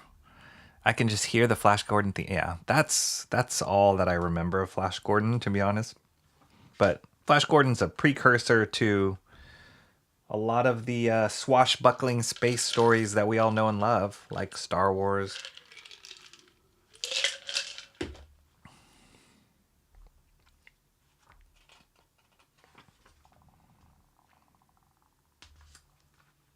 Yeah, but this art is it's decent. And I do love seeing it in black and white. It looks like, I could be wrong about this, but it looks like he did this digitally. It's almost really hard to tell this day and age. The digital tools are getting so good that you can almost not tell whether something's done traditionally or not. What is, I feel like, is a giveaway is when you look at traditional comic artwork, like the originals, and you compare it to digital original artwork, like the thickness of line sometimes isn't consistent in the digital version. What I mean by that is because you can like grab an image, scale it down, scale it up, you can like zoom in and you can ink, the proportion of the stroke that you draw down is based on like how large your brush size is, how far in you're zoomed in, and then you can scale out and in. But if you're drawing this page traditionally, your brush thickness can only be controlled by the pressure that your hand is going, the size of your brush, and there's only so much variation you can have from panel to panel, or that you would notice. And so like from here, as an example, and I don't even know if you guys can see very well on this camera, but let me see if I can zoom in a little bit. So like from this panel to this panel, you can see the size of the strokes here compared to here. Like this feels like they took an image like this and then shrunk it down because they're really tiny, the strokes, compared to this blow up here. So my guess is this was probably drawn digitally. Not that it matters, but you can kind of feel it. You can kind of feel it. And for somebody like me who kind of stares at comic art, original art a lot, you just get this sense of like, that feels a little too clean. It feels a little too perfect. But the tools are getting so much more sophisticated that you almost can't tell anymore.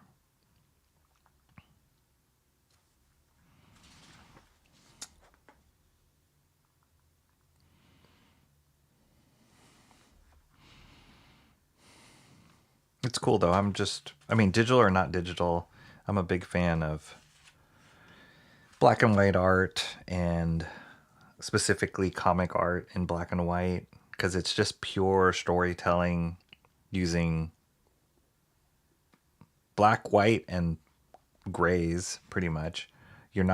I can imagine when this book is done and the actual issue comes out, I can imagine I wouldn't even pick it up because the coloring is going to just be overdone. There's going to be all sorts of glows and highlights and realistic lighting and all that kind of stuff, and you lose the beauty of the black and white art, the hatching, shadows. It just gets distracting. So yeah, I love seeing it at this pure stage.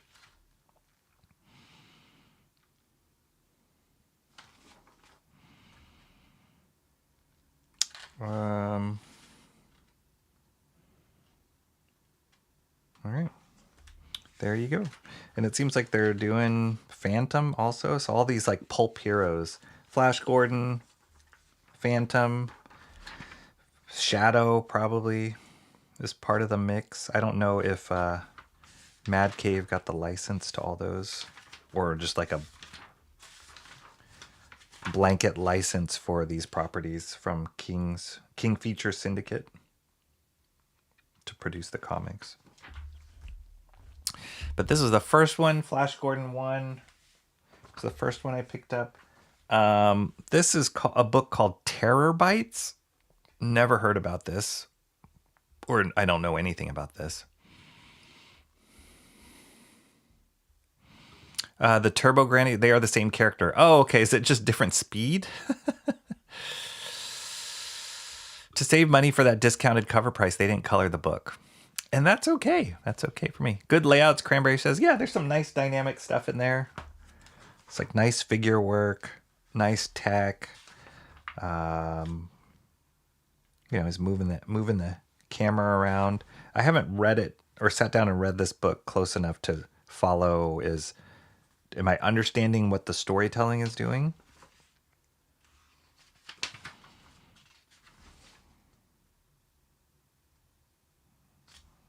But yeah, it was interesting enough for me to pick up. And then this one here is another black and white Terror Bites #1. Totally different art style. The artist is named Felix Ruiz. His art style kind of reminds me of, there's a number of artists that do this. My favorite one is an artist who passed away. His name's John Paul Leon. We've looked at his work a number of times. But it looks real, but it's in a very graphic, simplified way. Even the exquisite corpse artist kind of lives in this world.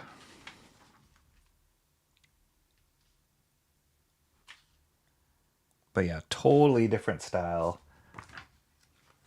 than Flash Gordon here. Like you can see that's a lot more realistic rendering and lighting and modeling and musculature here. And this is like more simplified, more graphic. Chunky. It's cool though. It's a cool little,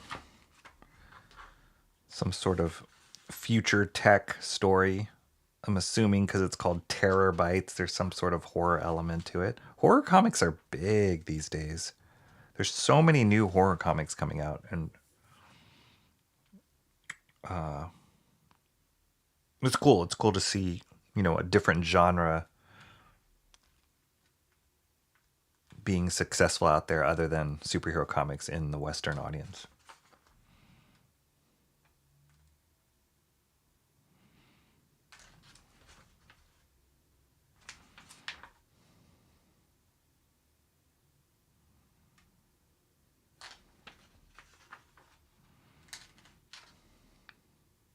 This thing looks like Optimus from Tesla.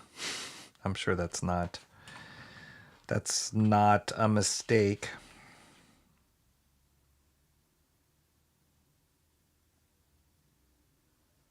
Terror Bites. Okay, cool. This is also produced by Mad Cave.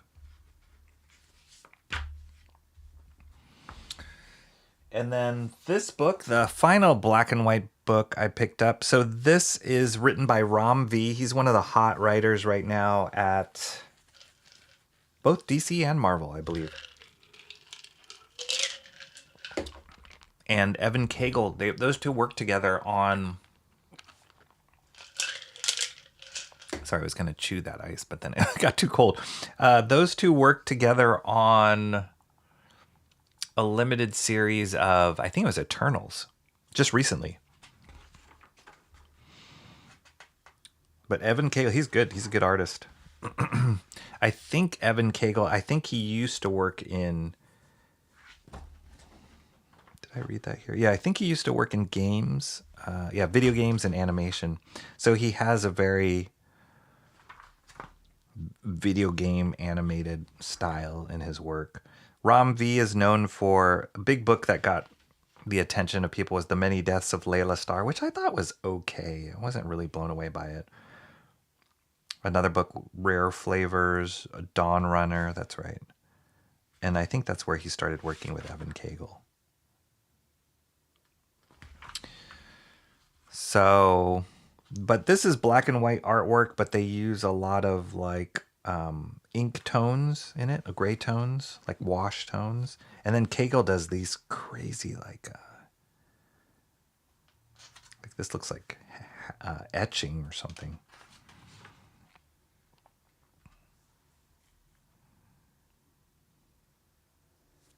It's cool. Cool little futuristic city on a monument. This is like a sci-fi future terrorist kind of storyline. I love the designs though. Pretty cool.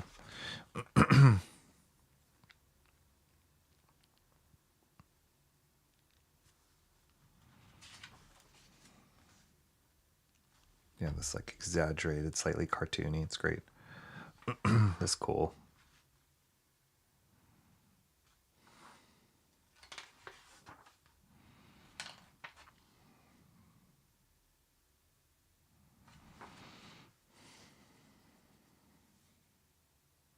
Yeah, so I think it's like taking the idea of mythological gods and bringing it into like sci-fi future.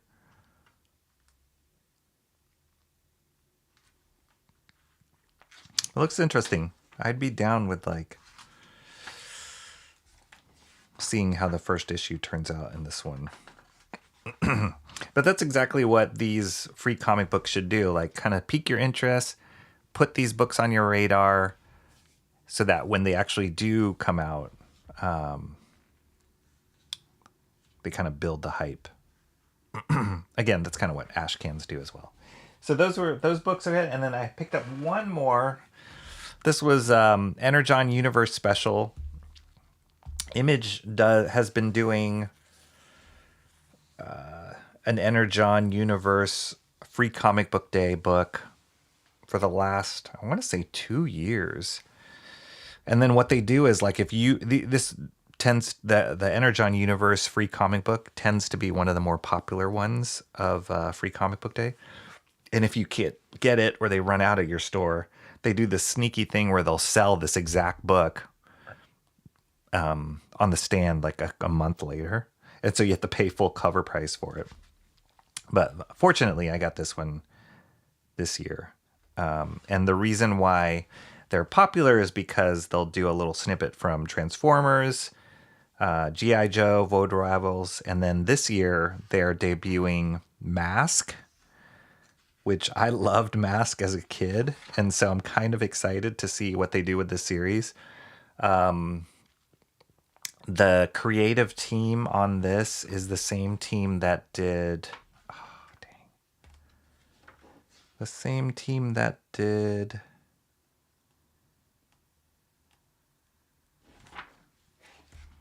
Don't they mention it? Par. What was the name of that book? It was like a cyber racer book. I bought them all. Man, what was the name of that book? But and I had never heard of this artist Par before. But the thing that struck me was like he could really draw cars. Whatever that series was that he did. Okay, now I gotta look it up. Petrolhead. Goodness, why can't I remember that? So I remember reading Petrolhead and going, this guy can really draw like futuristic cars. So then when they said he was the artist on Mask, I was like, okay, that makes a lot of sense. So yeah, this is the first kind of preview of the Mask series. And Mask was based off of a toy line in the, I want to say late 80s, mid to late 80s, where all the characters would have these masks and they would also have these transforming vehicles, which was a thing for kids back then.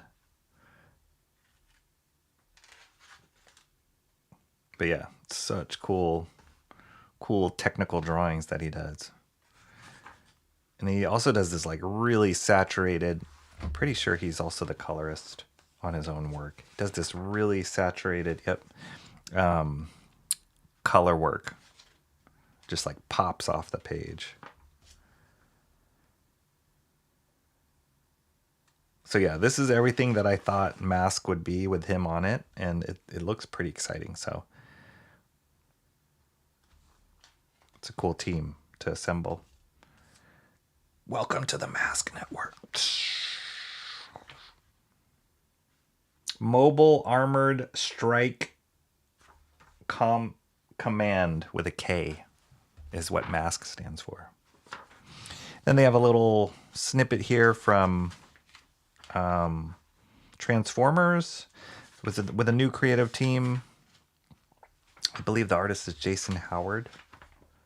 Yeah, Robert Kirkman writing Transformers.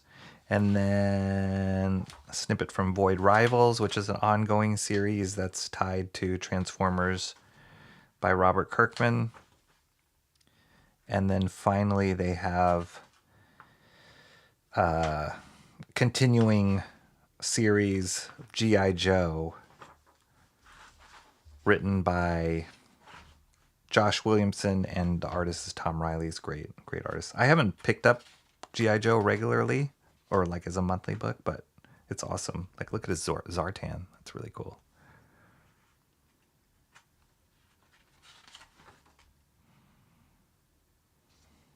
So yeah, Energon's good, man.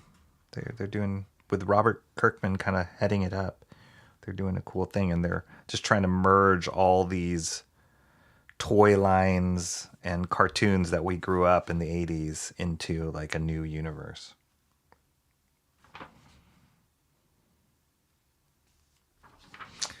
There you go. Mask, or Energon Universe Special Free Comic Book Day. So these were the 4 free comic books that I got. Fun stuff.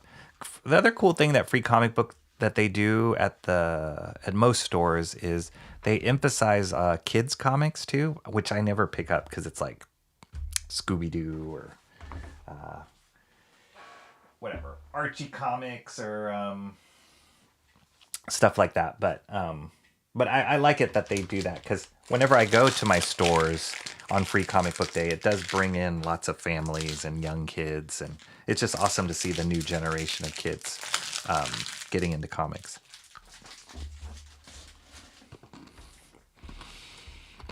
I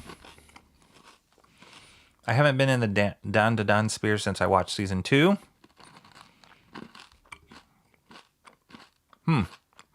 Did work on House of M. Multiple people have tried to get me into Jujutsu Kaisen. Just ain't my cup of tea.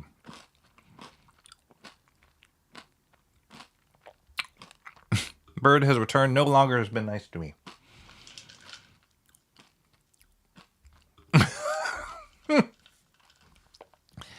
That is why I don't like birds. I don't think I'd be... Oh, were you saying Rom V did work on House of M, Mr. Monkey Boy 1969? I don't think I'd be into terabytes from the cover, Cranberry says. Still kicking myself for not loading up on those free comics, Timmy Mello. Some stores still have them. I don't know. I have gone to my stores since that Free Comic Book Day, and they'll have their extras, but mostly the popular ones are gone by the time. If you're not going to color the book, at least finish the inking process, Mobig says. Fair. Terabytes, yep, that's a title. Sounds like they came up with a title first, didn't realize it was kind of lame, and struggled to write a story to fit that title. If you're going to name a book Terabytes, at least make it a techno horror anthology. I think that's what they're trying to do. I think they're trying to do that. Because, like, there's techno, and then some horror stuff, and, like, this. Yeah. I don't know. Mark Russell is the writer. I don't know what he's written before. We'll see. I'll take a gander. I'll read it and see what happens. Or see what is. Not my cup of tea, but it was cool to see anyway. Is every book this week black and white? No. Cranberry says the art looks good so far. There's gray. I recognize that art from somewhere. Was it the Kegel artwork? When they were handing out decent logos, those guys must be taking a leak. Monkey Kid type thing? My eyes are freaking out. Yeah, especially the Pi Par stuff, right? Sorry, I like made your eyes relax looking at the black and white, and then I said Pi Par. It's like super saturated. Like he just dials up the saturation on stuff, but I like it. It works for his stuff. Thor stories blended the idea of super advanced technology and the supernatural. Yeah, it's true. I mean, these are like a lot of the like technological stories are totally vibing on the like AI, virtual reality world, which, I mean, it's okay. It's like, that's a genre. I do love the technology in like a Thor story, which is like more fantastical and it's technological, but not really making a commentary on technology.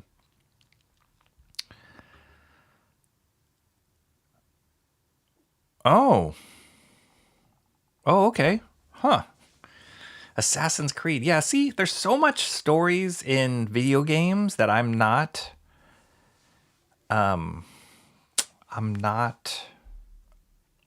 tapped into. And anime. You guys are like, oh, that's like so and so and so. I'm like, I've never read that.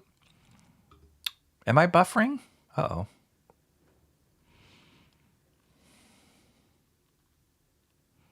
If you considered 1985 the late 80s. Close. Did everything come out in 85 though? I thought Mask was a little later than, like it was after Transformers and He-Man, I want to say, and G.I. Joe for sure.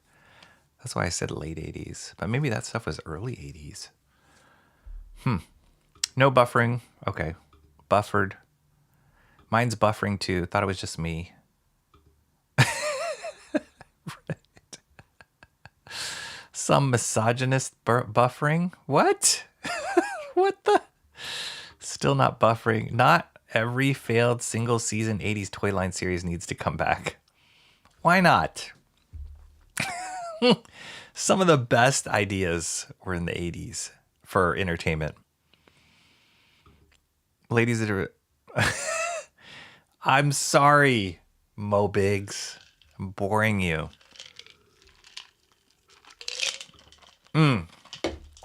Don't worry, these are not going to be voted for.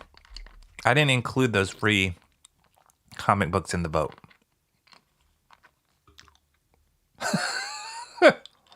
I like Scooby-Doo when I was a kid. I'm not really into Scooby-Doo anymore. Check out the Retro Geek channel. That sounds like... Sorry. Didn't mean to keep the ice cube in my mouth. By anthology, I mean a series of separate stories, not an ongoing one. That's cool. Yeah. I like that. Terabytes sounds like an awful ripoff of Murder Drones. Terabytes is kind of cool. It's a little bit like play on words and Murder Drones. Terabytes, hard disk failure imminent. I'm too relaxing. Oh, man. Mask was 1985. Okay. Wow. So then, I guess the other ones were early 80s then. I'm not including these free books in the vote. Damn, their only redeeming quality was that I was planning to not vote for them in the poll. I didn't include them as if he doesn't type out the poll till the very end. I don't. I type it out before I start the show. I do. Okay, Geiger. Here we go. First one to look at today closely. Geiger 23. 23 issues. I just recently had to take my Ghost Machine books off of my... So this shelf behind me here, over here, is kind of where I keep my current books. I have another shelf on this side, off camera, that has like some older books that I like to keep handy. And then I have my other like comic boxes like in my garage. Those are like, deep into my collection.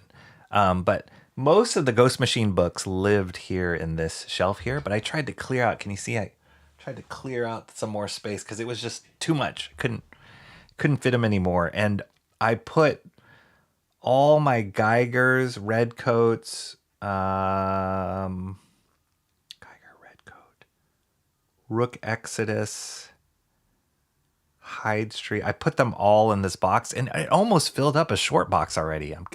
It's crazy how many issues of all this stuff has come out. Geiger 23. Jeff Johns, Gary Frank. You guys know the drill. You guys have seen many of these books on my stream, and you know how much I have just enjoyed them and think they're great. And every time I think like, okay, that's it, I'll probably end on this arc, it just keeps me hooked in. Which, darn them. Darn them for telling good stories.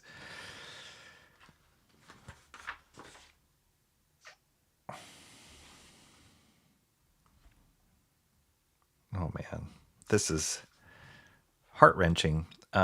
So Geiger, I mean, his whole story is he lost his family in this nuclear war, and that's kind of what motivates him to, or not motivate, but like has set him on this journey since the beginning of the story of just wandering the desert with no purpose, really, just trying to escape living because everything he lived for before is gone.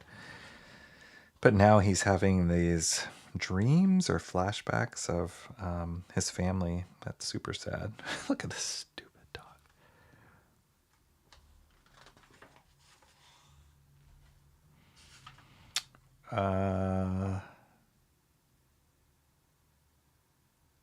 Just got zapped away from his family.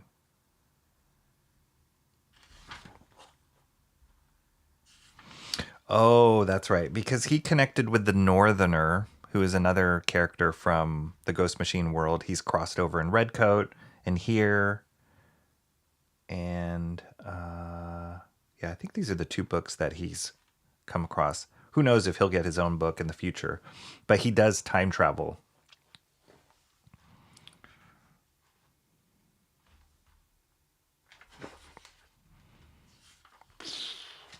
It's great. Great composition.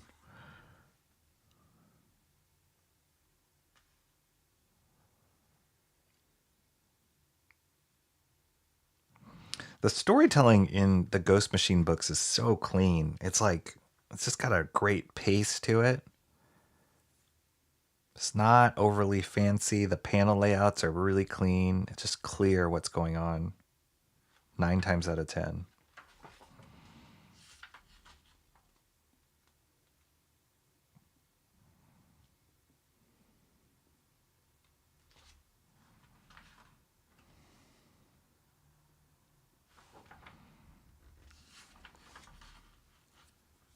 There's a time tank.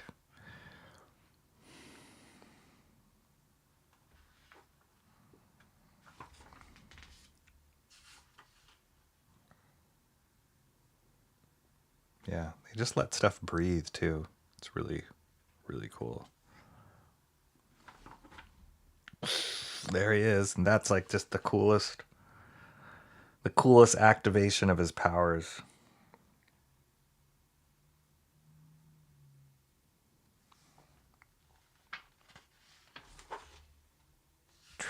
It's awesome.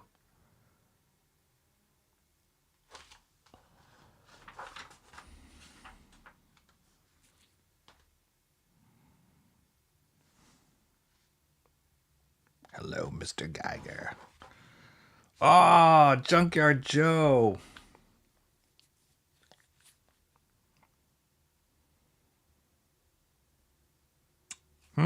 Junkyard Joe goes to war. See, every time they like, just when I feel like an arc's going to end and I can jump off the series, they throw in these little like cameos or these crossovers. It's pretty cool.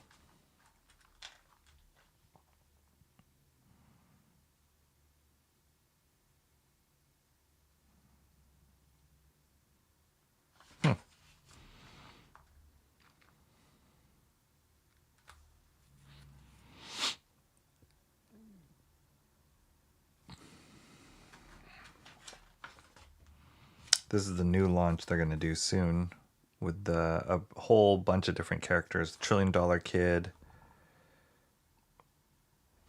was cool. Is this drawn by Avon Reese? Looks like it. The Unbelievables.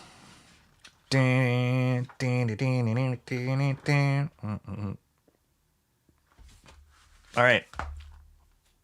Great cover. I love the colors on this cover. Brad Anderson. Just recently I've been reading or catching up on The Dark Knight Master Race, which was Dark Knight Returns, Frank Miller, top 3 of all comic books I've ever read in my life. Then they did Dark Knight Returns. Not so great. It was definitely different than the first one. And then they did Dark Knight Master Race, where Frank Miller was writer. He paired up with Brian Azzarello, and then it was drawn predominantly by Andy Kubert. And it's great. It's great to kind of read it. It's always great to revisit the Dark Knight time period of Batman's stories. But then one thing I never noticed before was that Brad Anderson, the colorist on all the Ghost Machine, or most of the Ghost Machine stuffs, was the colorist on that too. So kind of cool. But that's a nicely colored cover right there. August 36 on that count. Yes. Dun, dun. Why is that? That's one of the mysteries they've put in place,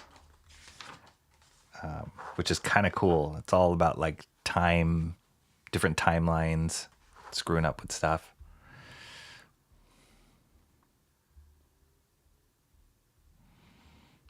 Okay, let's see. Scooby-Doo is 4 days younger than me. Wow. Murder drones will probably remain superior to me specifically. Okay. Does the nurse get you to eat your prunes by calling them Scooby snacks? I'll refrain from getting banned today. You're not that old. I just didn't want to be biased and only make old jokes about Mark. Dang. You guys are spicy today. Way to go, Rocky. You put my headphones to sleep. What? So I just saw a video. There's a new account that I subscribe to. It's a X account. It's not a YouTube account, although they might have a YouTube. But it's called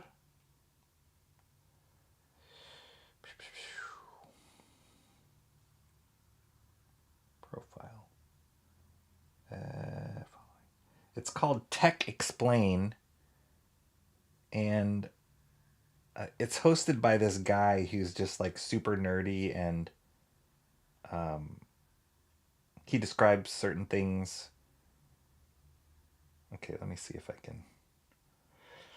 But he talks about, the whole like argument of like, oh, with Bluetooth and Wi-Fi, like we're radiating our brains, and he explains it. See if I can find that video. Oh yeah. And he compares wired headphones to, and so he's like a super nerd with like a science background or an engineering background. And he compares okay.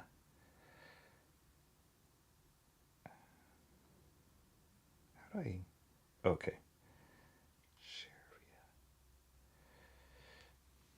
We'll watch this video really quick.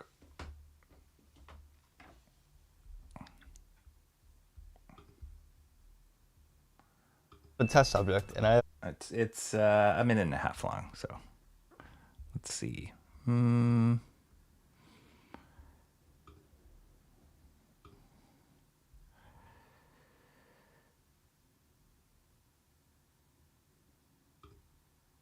Okay, this the dude. I don't know what his name is.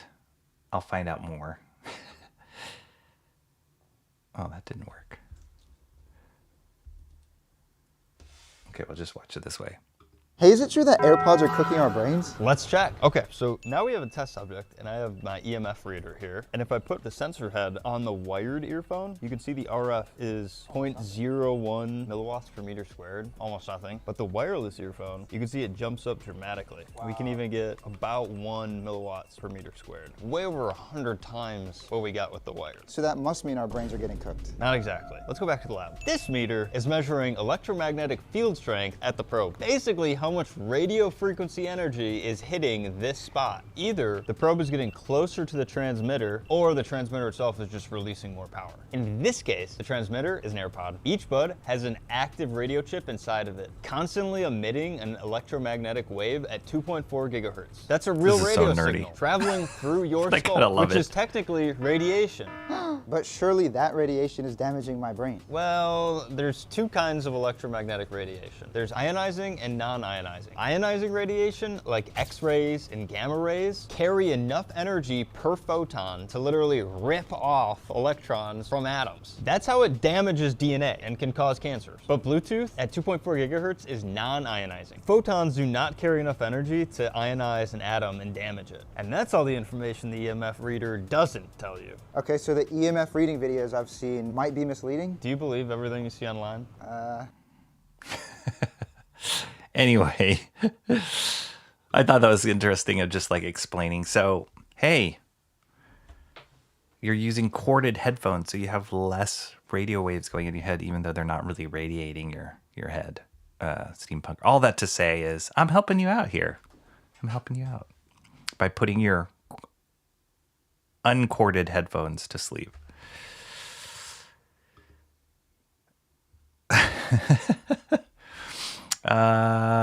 Mark, we enjoy Rocky's added sound effects. I'm glad you guys do. My family just looks at me weird when I make sound effects for whatever reason. The Dark Knight Returns, not that great. Wait, did Rocky just allow for some fallibility in his Frank Miller worship? I don't like all of I like all of Frank Miller. I don't like all of Frank Miller equally, if that makes any sense. And he is just the GOAT in my mind, so it's hard for me to poo-poo or like totally dismiss certain things he does. However, are there certain works of Frank Miller that I like better than others? Absolutely. Dark Knight Returns, or The Dark Knight, what do they call it? Was it Returns? I'm sorry. Dark Knight Strikes Again. That was the one that I was like, and I know all the like comments or the discussion about his art style and how that's changed over the years and how people hate it now or hate his new stuff now. But I'm more like what I didn't really like about, or what I thought wasn't as great in Dark Knight Strikes Again as Dark Knight Returns was the writing. I was just like, the commentary he was trying to make was like, it's not good. I find like Dark Knight Master Race, Dark Knight 3 Master Race, maybe it's because he was paired up with Azzarello, but I feel like it's a lot tighter of a story than Dark Knight Strikes Again. So that's my feeling. Well, if you get enough radiation, it probably doesn't help. He said radio waves, right? That's as weak sauce as radiation can get. That's actually why I prefer wired headphones, Cranberry Langer says. Yeah, me too. They're more stable. They are a little bit like these, right? They're a little bit less convenient because of the wire, but I find they sound better. Don't have to worry about losing power.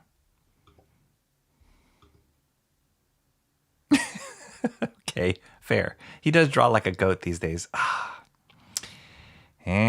Who knows, though? Maybe the radiation is the cause of my headaches. There we go. Maybe. Let's see if your headache goes away now that you've switched to wired headphones. That's a start to electronic nerdies, a Padawan in comparison. Really? Maybe he's a nerd for the YouTubers out there. YouTube generation. It could just be the strain on your ears. Maybe. Yeah. I only use wireless headphones to reheat leftovers. That kid's explanation sounds so familiar to conversations I often hear. That kid. Yeah, I guess he's like, what is he? He must be in his like 20s. That kid.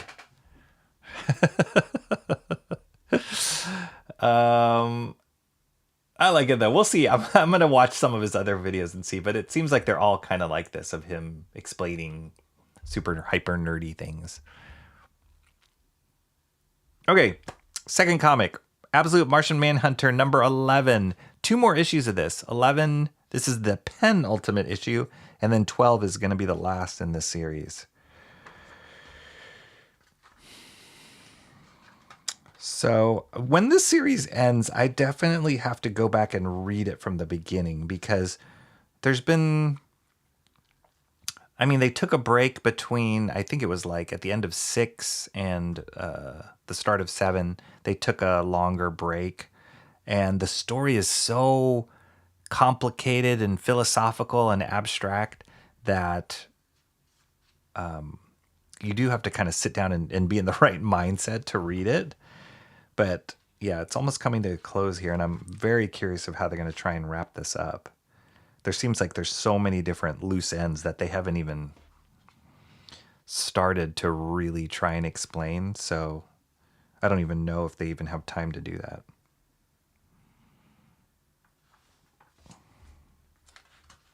But I do give them credit for just like pushing the boundaries of what comics can do, the kind of stories you can tell, the genre. It's just so different than what you would ever expect from a Martian Manhunter book.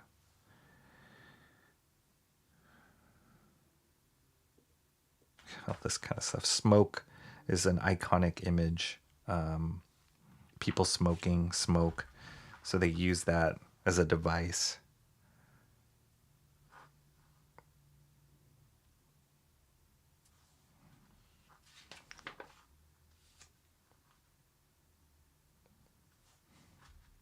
It's like half the time I'm like, is this reality? Is this just in his head? And I think that's the point. It's this like psychological story.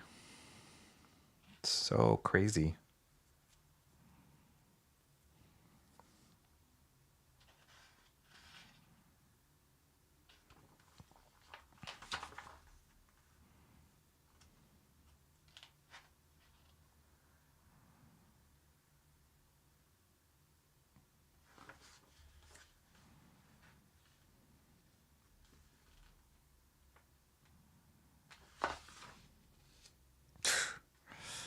What in the heck?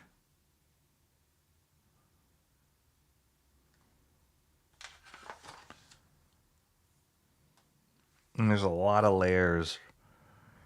I'm sure I haven't even picked up on like half the stories or half the little like threads that they're trying to explain. So it would be good to kind of sit down and just, once it's all done, read it from the beginning to end and see how I feel.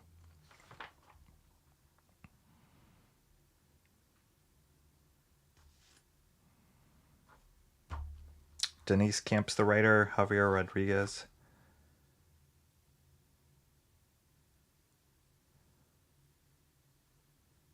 To be concluded. Dun, dun, dun.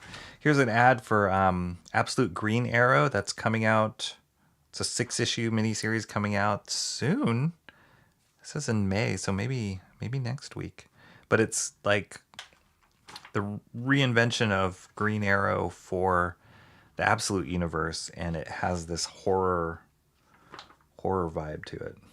It's kind of cool.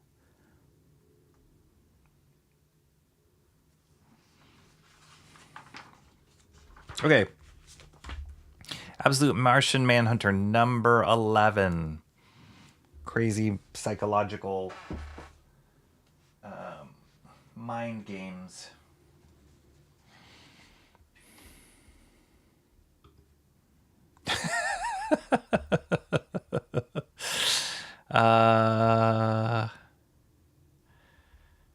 More trippy existential Manhunter dread. Yes. What's so cool about Absolute Martian Manhunter is the colors make me appreciate the black and white books from earlier. Dang. Right? Mo, come on, let's give you something nice. That's not nice. Come on, Mo. Do you have small ear holes? That sounds very personal. Are you using bone conductivity earbuds? Those can both hurt if it's not the right size or just squeezing your head. I said Project Hail Mary was good. Huh. Okay.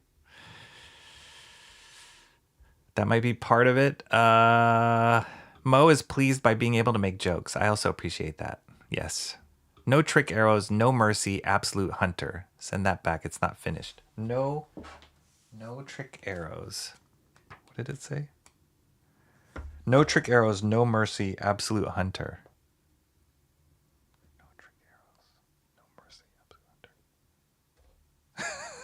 hunter. You mean the writing's not finished?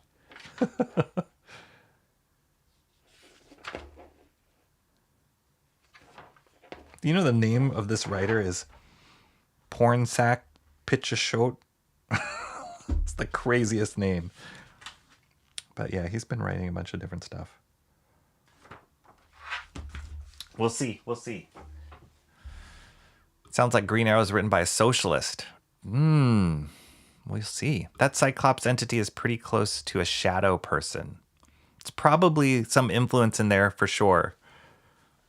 They definitely use that Cyclops imagery a lot in the Martian Manhunter series. You should rename the stream Small Holes and Bone Conductivity and get those 3 additional subs to hit 700.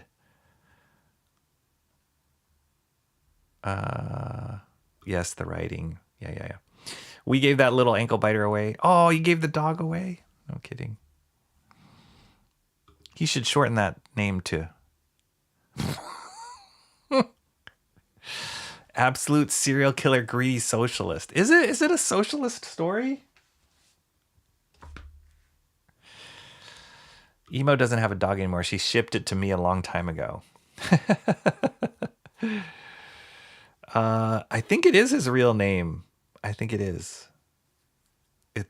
I don't think it's a joke name. Okay. You guys know one of my favorite books right now, Absolute Batman number 20. This one is a big one because there's been a lot of hype with the introduction of the Robins. They are like a team, like a mech team or something. Police force that's not on, at least not now, not on Batman's side.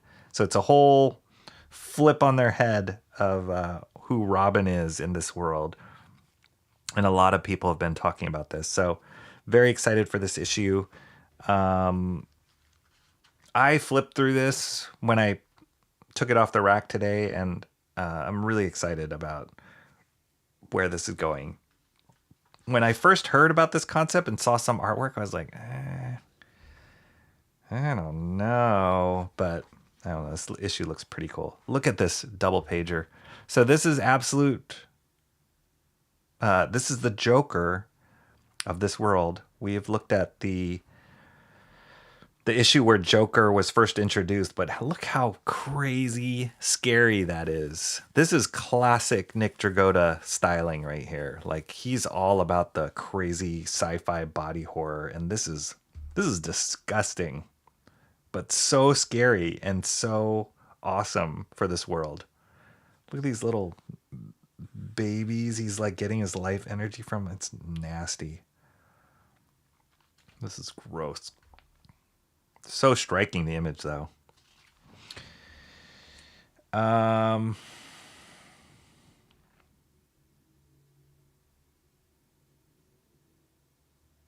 Yeah.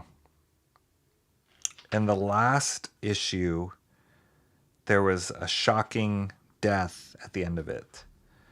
So I think we flipped to the last page when I was looking at the book and kind of gave away spoilers, but I won't repeat the spoiler at the end of this in case people haven't read it yet.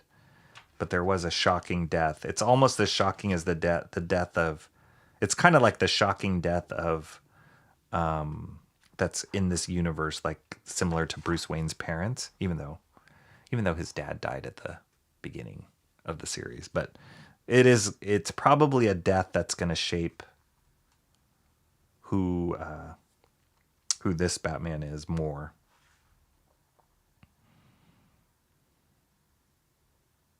This is Harley Quinn here. Look at the Riddler. I haven't seen this before. This is the first time we've seen the Riddler of this Absolute World. Looks cool.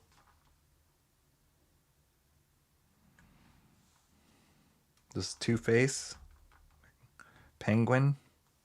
So all of these are childhood friends of the Bruce Wayne in this, and they're slowly being revealed as like different villains in Batman's life. So it's kind of awesome. It's like it's this different take on what ties him as Bruce Wayne and Batman to the villains in this world. It's like they grew up together. They were like childhood friends.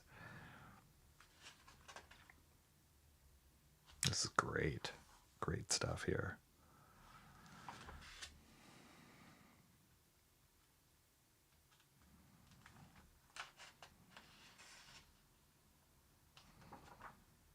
This is Scarecrow. Creepy. He was introed last issue.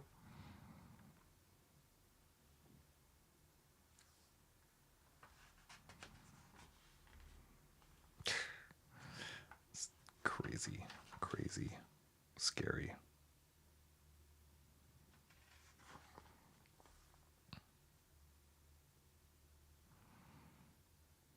Here we go.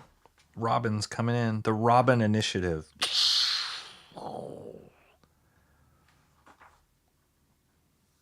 And each one of these Robins, or the characters that are in the Robin Initiative, are the different Robins from the real timeline of Batman, right? So, like, I'm assuming Dick Grayson, Jason Todd, all those characters. They're different members of this Robin Initiative.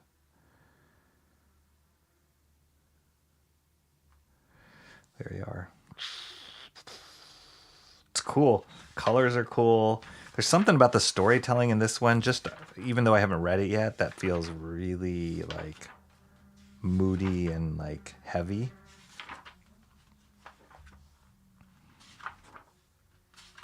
Yeah, I'm excited to read this one. Absolute Batman number 20.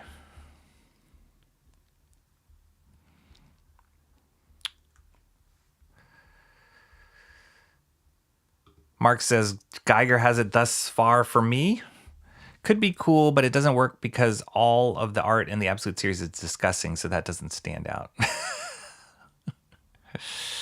Dang. Emo Trash says, that's awesome. I know she's talking about the Joker. I want that as a poster. Yes.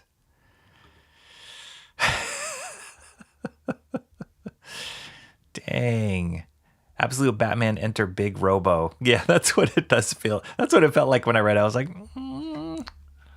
okay.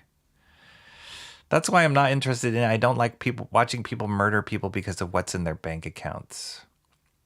For the Absolute Green Arrow? Yeah. We'll have to see. We'll see how they write that first, that arc. See what the story is about. But I think there's enough there that I'll probably pick up the first issue. And the Joker laughed. That was from Robin. I shared that art with Bancroft earlier. Oh, this?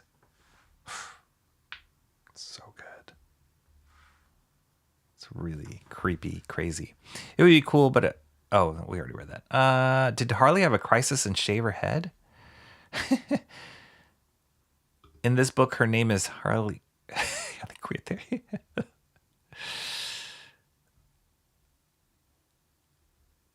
She's the leader of the Red Hood gang here. Yeah, she's out of character completely. She is. She's totally different.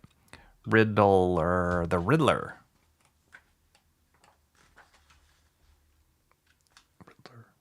He's cool.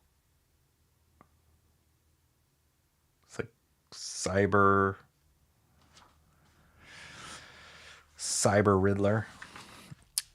He's Terror Bites Riddler. Scarecrow looks fun too. Wow, you're into the creepy horror stuff, Emo Trash. What's up? Okay, start the show. What's up, Unhinged?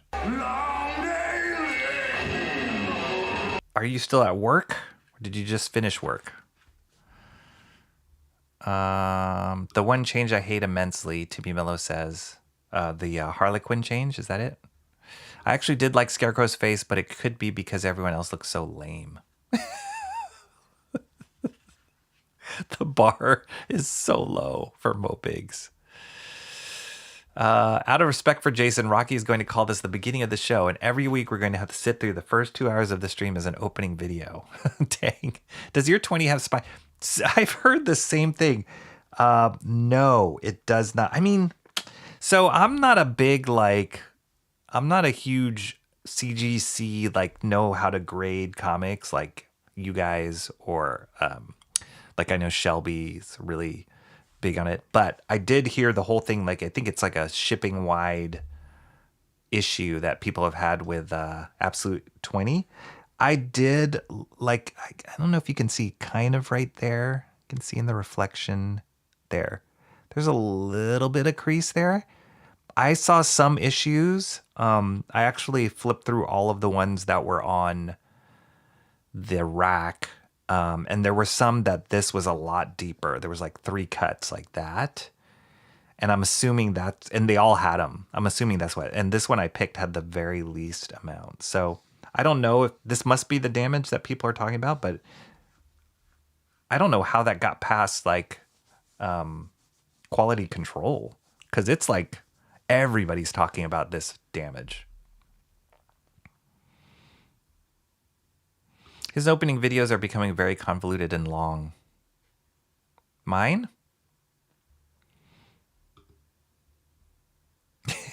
I'm at home normally. I go to the gym after work on Wednesday, so you end by the time I get home. Oh, nice. Yeah, I started a little late today. Of course, Emo likes creepy horror stuff. She has good taste. You can tell the ink was too heavy on the cover by the fluting.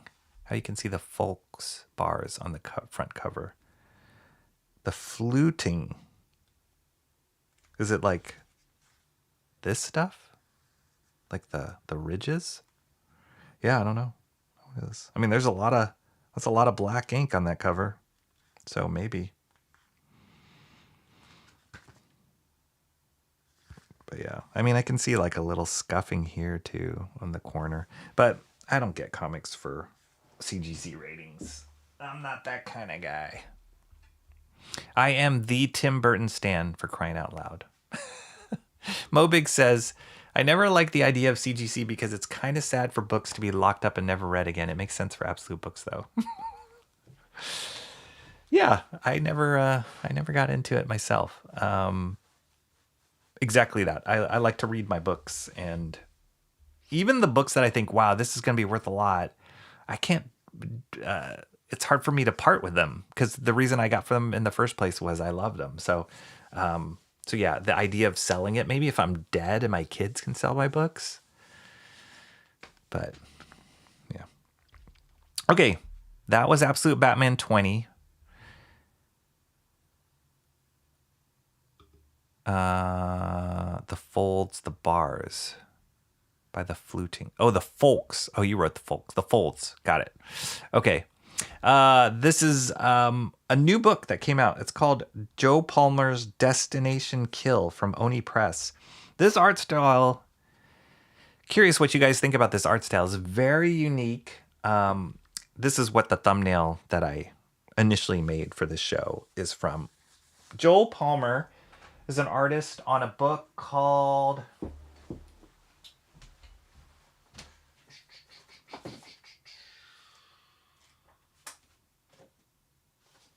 Time Before Time.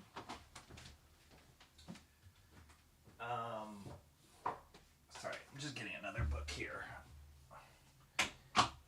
And that was the first time I saw his artwork. Time Before Time was a series that I will come clean with you guys that I actually haven't read this yet. It's written by Declan Shalvey, an artist and writer and creator who I've highlighted frequently on my stream. I like him a lot. He's one of the modern creators that I really enjoy his work. But he just wrote this book, and then Palmer is one of the artists on it. And when I saw his artwork, I was like, this looks very familiar to me. It's such a different style, but it was very reminiscent of an artist by the name of Robert Valley, who I know and I've worked with before, and he's an animation director. This is a book that I have. I don't know if I've shared this on stream before, but this is a book by Robert Valley. He independently produced this based off a short film that he did. But this is Robert Valley's style. It's so cool. Really stylized. He's worked on like the Gorillaz music videos. He's worked on Aeon Flux. He did some short film,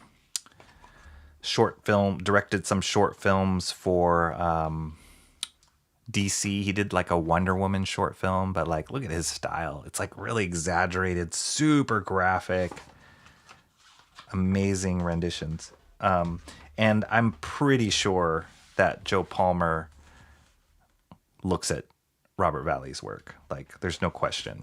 He kind of has similar like stylization, but it's a little simpler than what Robert Valley does. So anyway, this is a book that Robert Valley self-produced, but then I found out, so all I knew was he had worked on this book Time Before Time. I bought it, or bought the first volume, haven't read it yet. I'll get to it. It's one of those things I have to get to. But then I saw he was doing his own book called Destination Kill. So I was like, okay, cool. I will pick it up. And yeah, it's got this crazy, it's like kind of graffiti-esque feel to the work. Very stylized face. This is such a Robert Valley face right here. But like a simplified version. But it's like blocky, kind of chunky, graphic. It's cool. It's cool. Very different. And I believe he wrote it. Yeah, wrote and drew it. Pretty much did everything. Designed the logo. Yeah. So cool colors.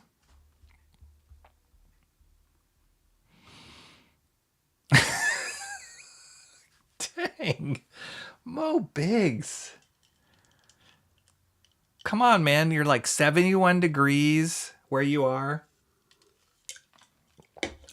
Go take a walk, man. Life's fine. It's great. There's a lot of great stuff out there in life. Enjoy life. Take a deep breath. Look at nature. It's giving Total Drama Island, but worse. Oh, okay. Destination Kill this book with fire. The art style ain't it. Whatever that is next. Oh, wrong show. Wow. Guys don't like this style. Fair. Time Before Turtle Time? What is up, Bancroft? Bancroft, do you hate this? That knife? That's a knife. Do you hate this style as much as everybody else in chat does? Is it really that bad?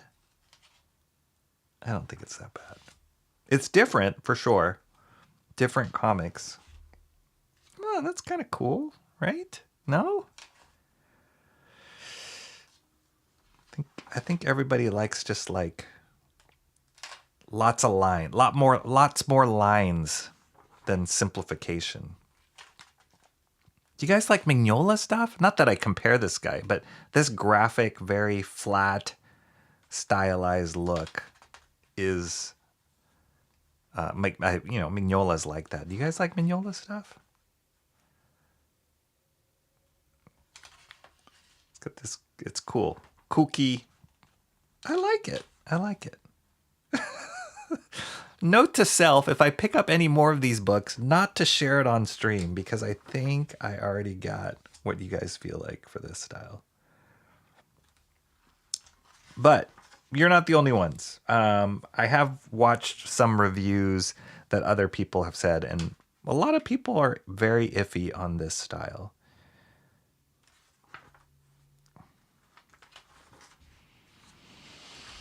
So we'll see. I'm not bothered by it. Maybe because it's like reminiscent of like Robert Valley stuff. Granted, I think Robert Valley is a much better artist than Joe Palmer, but the influence is there and there's some cool stylization that he's doing. So we'll see how his writing is and like what the whole premise is of this story. Oh, you guys hate it that much, huh? I was more trying to correct Rocky's pronunciation of fallibility. I thought I'd do the correction in case Rocky was mispronouncing it due to the spelling. He looks at Robert Valley and does it wrong, Emo Trash says. This is more like Robert Uncanny Valley. Woo! You know, Mo Biggs, you've got some great zingers today. Like really witty zingers. As much as the hate is oozing from the chat, you've got some good ones today. Yeah, I am in a good mood. I think I prefer the backgrounds and objects versus the people, Cranberry Langers. Thank you for the constructive criticism. Wait, there is no backgrounds. Oh, you mean like the chunky things? Yeah. Like the simplification of that face? No? Damn, we are local temp doxing now. It's actually a really good sculpt. How you doing, Art and Times of J. Ryan? A lot of people are poo-pooing on this artwork, this art style. Destination Kill. I'm going to guess you're not a big fan of this style, too. I'd be shocked. This is Mo's good side, everybody says. Okay. Unhinged likes it. Thank you, Jason. Thank you. Cranberry doesn't hate it. All right. Bancroft will like it, but keep in mind he thought some woman crumpling up tinfoil and calling it silver nuggets was good enough to share to us on stream. I missed that. Bancroft says, I love old Mignola. I love new Mignola. Geiger still has my vote. Okay. This book deserves to be called Absolute Destination Kill. I half like Mignola, but I know almost everyone else likes his work. Old Mignola, back when Hellboy had... I know that. I know you have that. You know, you take that stance. It's not house style, and I like cartoony stuff. I agree. It's something different, right? I'd argue, not that this is a support, not to say that this counters all that Marvel is doing right now, but I'd argue one of the big reasons that none of the Marvel books are jumping out at me right now is because there's a house style, good or bad, that they are just latching onto at Marvel. And I can't tell one artist from another. And that's not good. And it just feels like everybody looks the same, feels the same, the story's telling the same, the rendering's the same, the coloring's the same. And it's just like kind of boring to me. So once in a while, when you get something that's just like so far out in left field and, you know, hopefully tells a good story, like I'm into it and I support it. And I do like cartoonier stuff sometimes. So yeah, we'll see. TBD for me on this, but as far as the artwork, I don't have such a visceral reaction like a lot of you guys do. It's not house style, it's homeless style. Mo Big says. Typical T Crane says she doesn't hate it. All right. Fallibility. Okay, fallibility. Got it. I like good art, Rocky, but thanks for noticing my taste. Wow. Dang. I'm going to give that a... Oh, no, that was the wrong one. I'm going to give that this. Michael Bancroft dropping the gauntlet on you, Mo. Woo. I felt that through the chat. Although from a distance, I like the people. It's just up close. Seeing them as people, I don't like the look. I could see people loving it. I don't know. We'll see. Yeah. I doubt he's going to make many people's favorite artist list.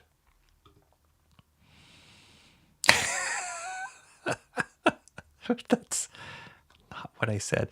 However, I will. Okay, let me pull out this issue. This is worth mentioning, and I have this one. So, this is a classic issue of X-Force, right? So, at the height of Liefeld, this is like before he launched Image Comics with all the top artists in the business. He was like one of the number one or like one of the hottest artists on X-Force. You know, he just came off of New Mutants.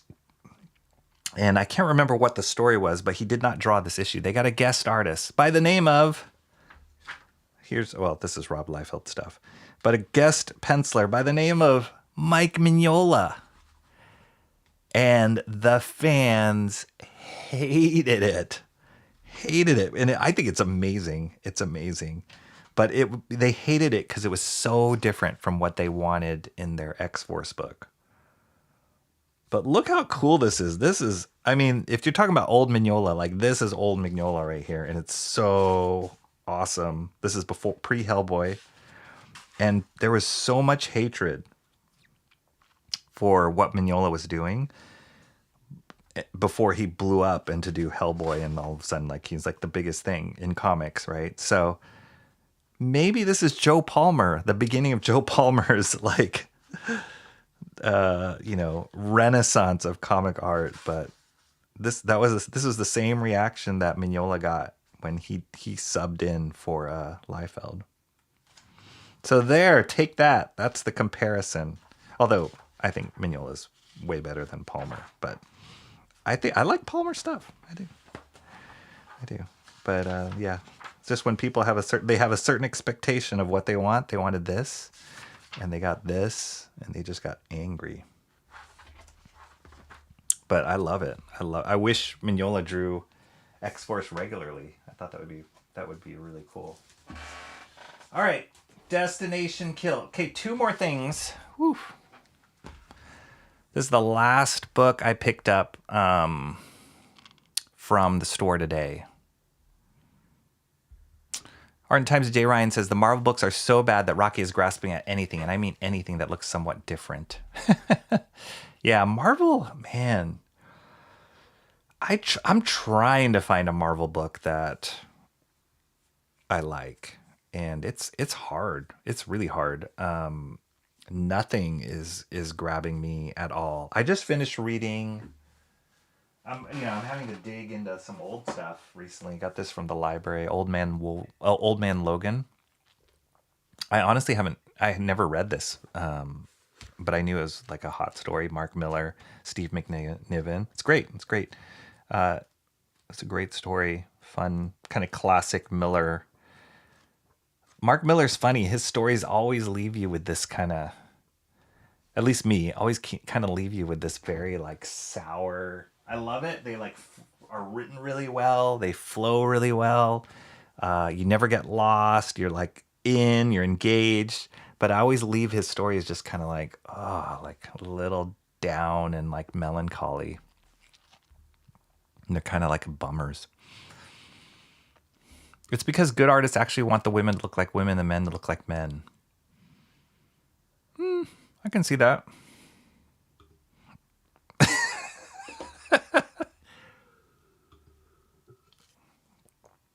I can see that. They want their women to be like sexy babes and their men to be like superhero, muscularly dudes, heroic dudes. How very dare you. Liefeld may as well bust out modern Frank Miller. It's the faces. I get the hate. His style's not right for this book. Mignola? The faces? Oh, I love the faces. He had this. Oh, I love it. I loved his faces. They were so, it was almost like, you could tell he was referencing his own face for like Cable or like for the guys, like a certain way he drew the nose and the eyes, but it was very stylized. Awesome One's back. Pizza Buffet was good. Awesome.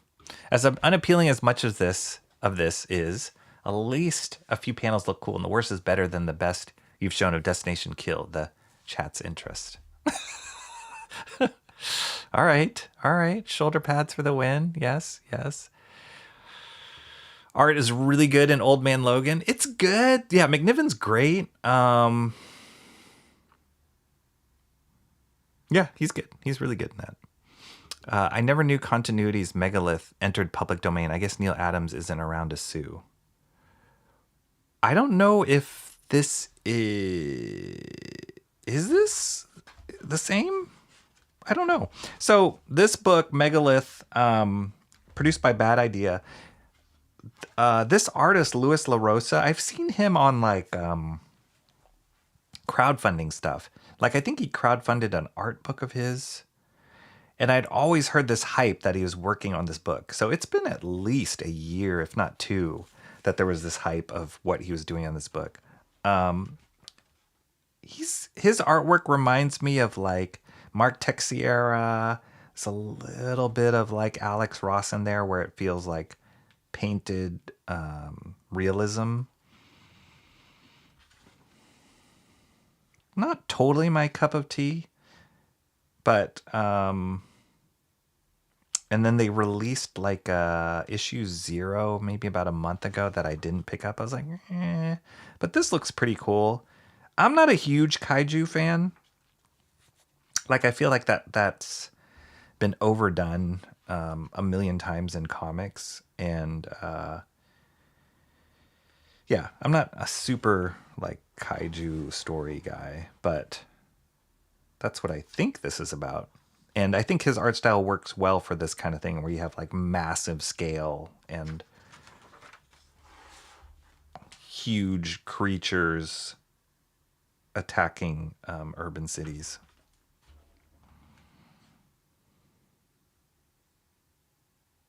It's kind of cool. This total opposite spectrum of Destination Kill. Do you like this better, guys? Chat? You guys like this kind of style better?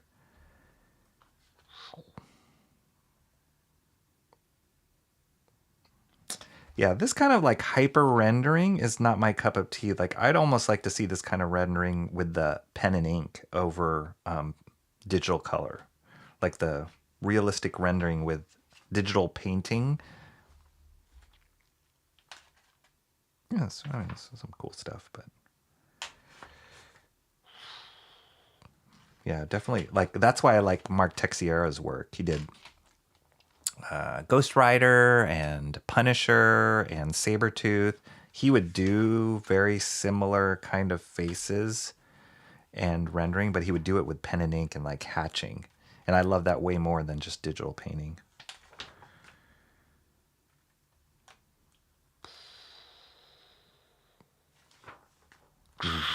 That's kind of cool. That's a cool design. Codename Olympus is on the move. And it's a giant effing robot.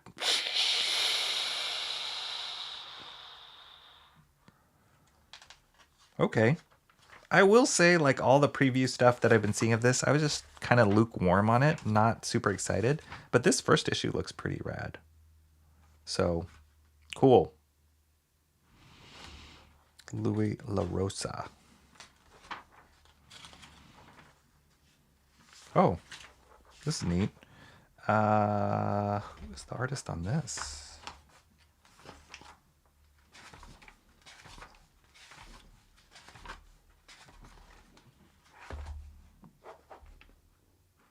I hear my cats fighting outside the door.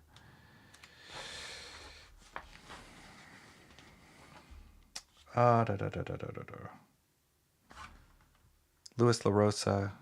Oh, dang it. Laura Martin was the color artist. She's great. Huh.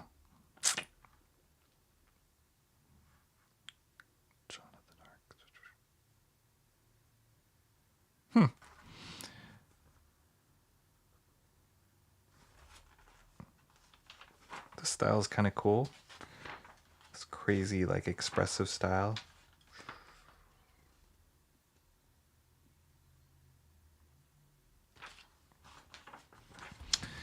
There we go. Megalith, the Olympus Saga.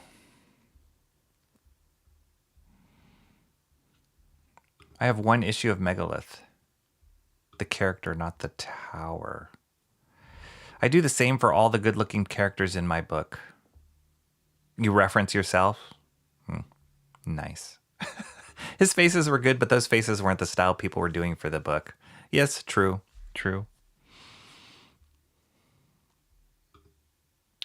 That's why crackhead Ella had a forehead. The weird last page with Cable standing there.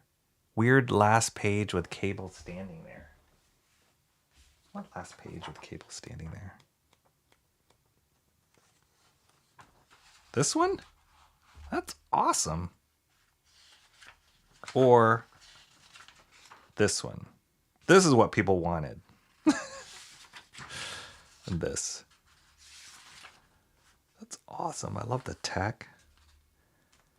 That face is awesome. Come on. It's like so much character in that face. Yeah, but it was different. It was for sure different. Bad idea, you say? The art pacing, it's very stiff in the Megalith. Did you read it, Art and Times of J. Ryan? I haven't read it yet, so I don't know. Awesome one, just gifted 6-7 jewels. What? What the heck was that? Awesome one. That was weird. They crowdfunded the hardcover. It's years late, I think. Oh, okay. Got it. Yes. It's pretty but boring if you get me. Oh, okay. Watch Kaiju number 8. Oh, is that a series? I think I've heard of that series.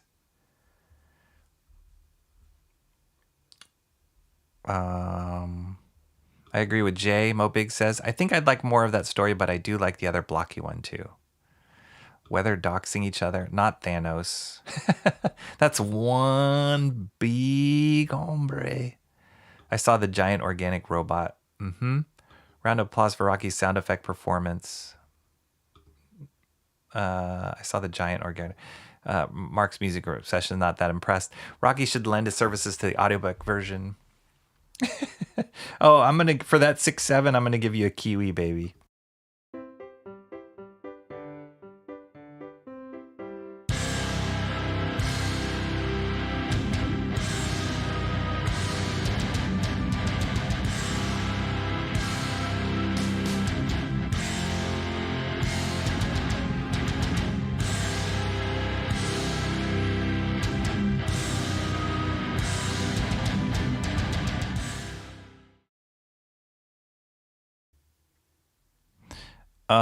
Michael, this is a worthy comment. Cable looks exactly like Joe Biden. You're not wrong. You're not wrong. I don't know. I love it. I think I'm always like, this is so good. I always love things that just come are just totally different than what you're expecting. I always appreciate them. Mo Big says, I haven't read it yet, so I don't know, but with Blueberry, he just knows. I would gamble that Blueberry is a more engaging story than Megalith. I don't know. I'm just saying, Mobius, you know? We call him Sleepy Cable. The body looked like he had birth defects, Rocky.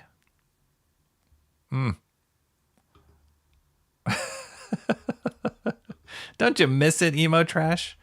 It's not real money, Rocky. It's okay. It's fun.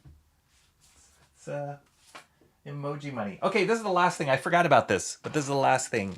I'll go through this really fast. And also, I don't have enough space to really give you guys the magnitude of this book. But this is what I got. Vault Edition 2. I think I unboxed Vault Edition 1 before on stream, but I picked up Vault Edition 2. These are discontinued, the Todd McFarlane Spawn Vault Editions. They're really hard to find. So I was really happy that I found this one. The bummer, I got it on eBay. The bummer on this one, they're usually super expensive. This one I was found reasonable price, but the bummer is the binding was a little damaged. Not happy about that, but that's probably why it was cheaper than usually what you find it. Cool thing is, here I can move this there. Cool thing is, Todd McFarlane signed all copies of these Vault editions.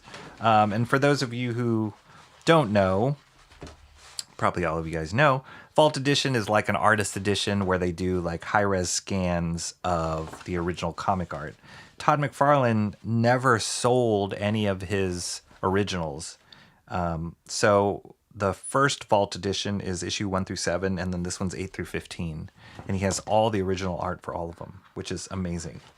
And it's smart because I think at this point, Todd McFarlane knew these things were going to be worth so much money and could set his kids and his children, his family off for life, even well beyond the money he makes from his toys and his comics and all that. But you guys know I love this stuff. I love seeing the original art. I love seeing all the corrections.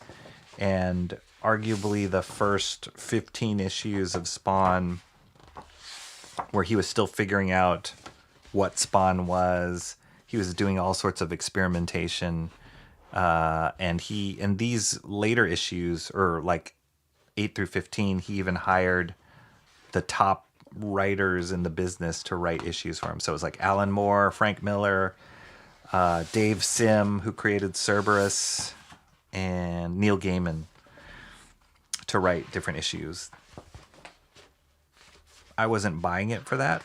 I was definitely buying it for the Todd McFarlane art. But yeah, there's some banger pages in this. And this brought me back to my childhood looking through this Vault edition. One of the best pages. I remember I saw Sean's copy of this before I even got mine, but he showed me this page. Look how painful this is. So this is the original cover, a classic cover of Spawn number 9, the introduction of Angela. Look how painful this is. Whatever happened, he got water or something, spilled water on the original cover, but now it's permanently... Like, I can relate to that. You guys know. You guys have seen some of my inking streams before. I can relate to the spillage. But I just love it. I love it that it's like this. That's how it goes. But yeah, there's some great classic Todd McFarlane Spawn artwork. This is like Angela's origin. I haven't read these issues in forever. So it's awesome to see it in this form and to revisit it.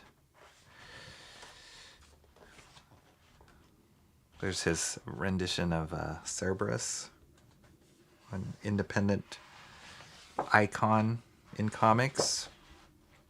He had this whole commentary. I believe this was the Alan Moore issue. He had this whole commentary on creator-owned, or maybe it was the Neil Gaiman issue. Creator-owned. Now I am.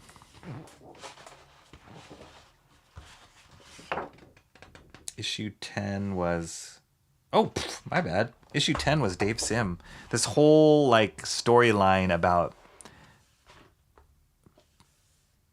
saying like all these creators who created this incredible icons in comic characters not getting the just rewards of being the creators. So yeah, this whole commentary on that. It was totally trippy, but it was awesome. This is like him doing Superman, but not showing it Superman.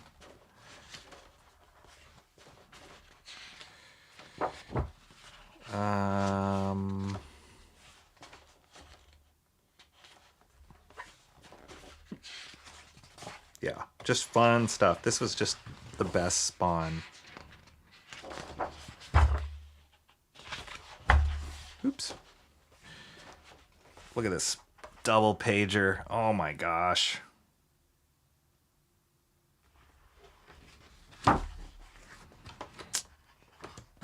Then he even showed how Spawn gets murdered by Chapel, Rob Liefeld's character from Youngblood. It's great. Like, I love Rob Liefeld's Chapel, but when I saw McFarlane draw it, I was like, oh man, he's drawing Youngblood?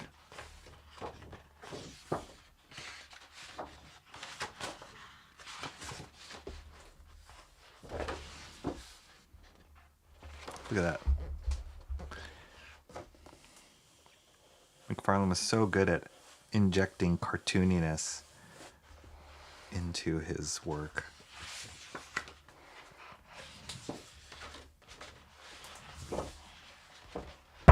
Oops. Sorry. Okay, flipping quickly through this. Look at this Spawn double pager.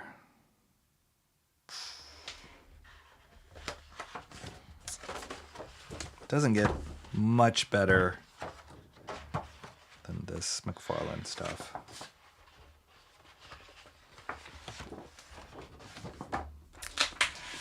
So yeah, Spawn Vault Edition 2. So there's 2 of these bad boys. Actually, there's 3 of them, but the third one is Greg Capullo artwork, not McFarlane artwork.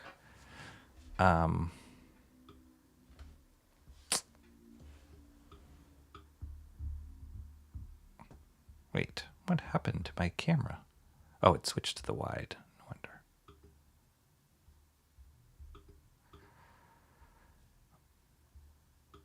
Okay. Wait. All right. Let's get to the voting. I've already gone way long. Why is my camera all crazy? All right, let's see. Quick recap, and then we'll go to the voting. We're skipping all the free comic book day stuff, obviously. Oh, that's why. I'll do a quick recap and then we'll get to voting. If I can get my camera going.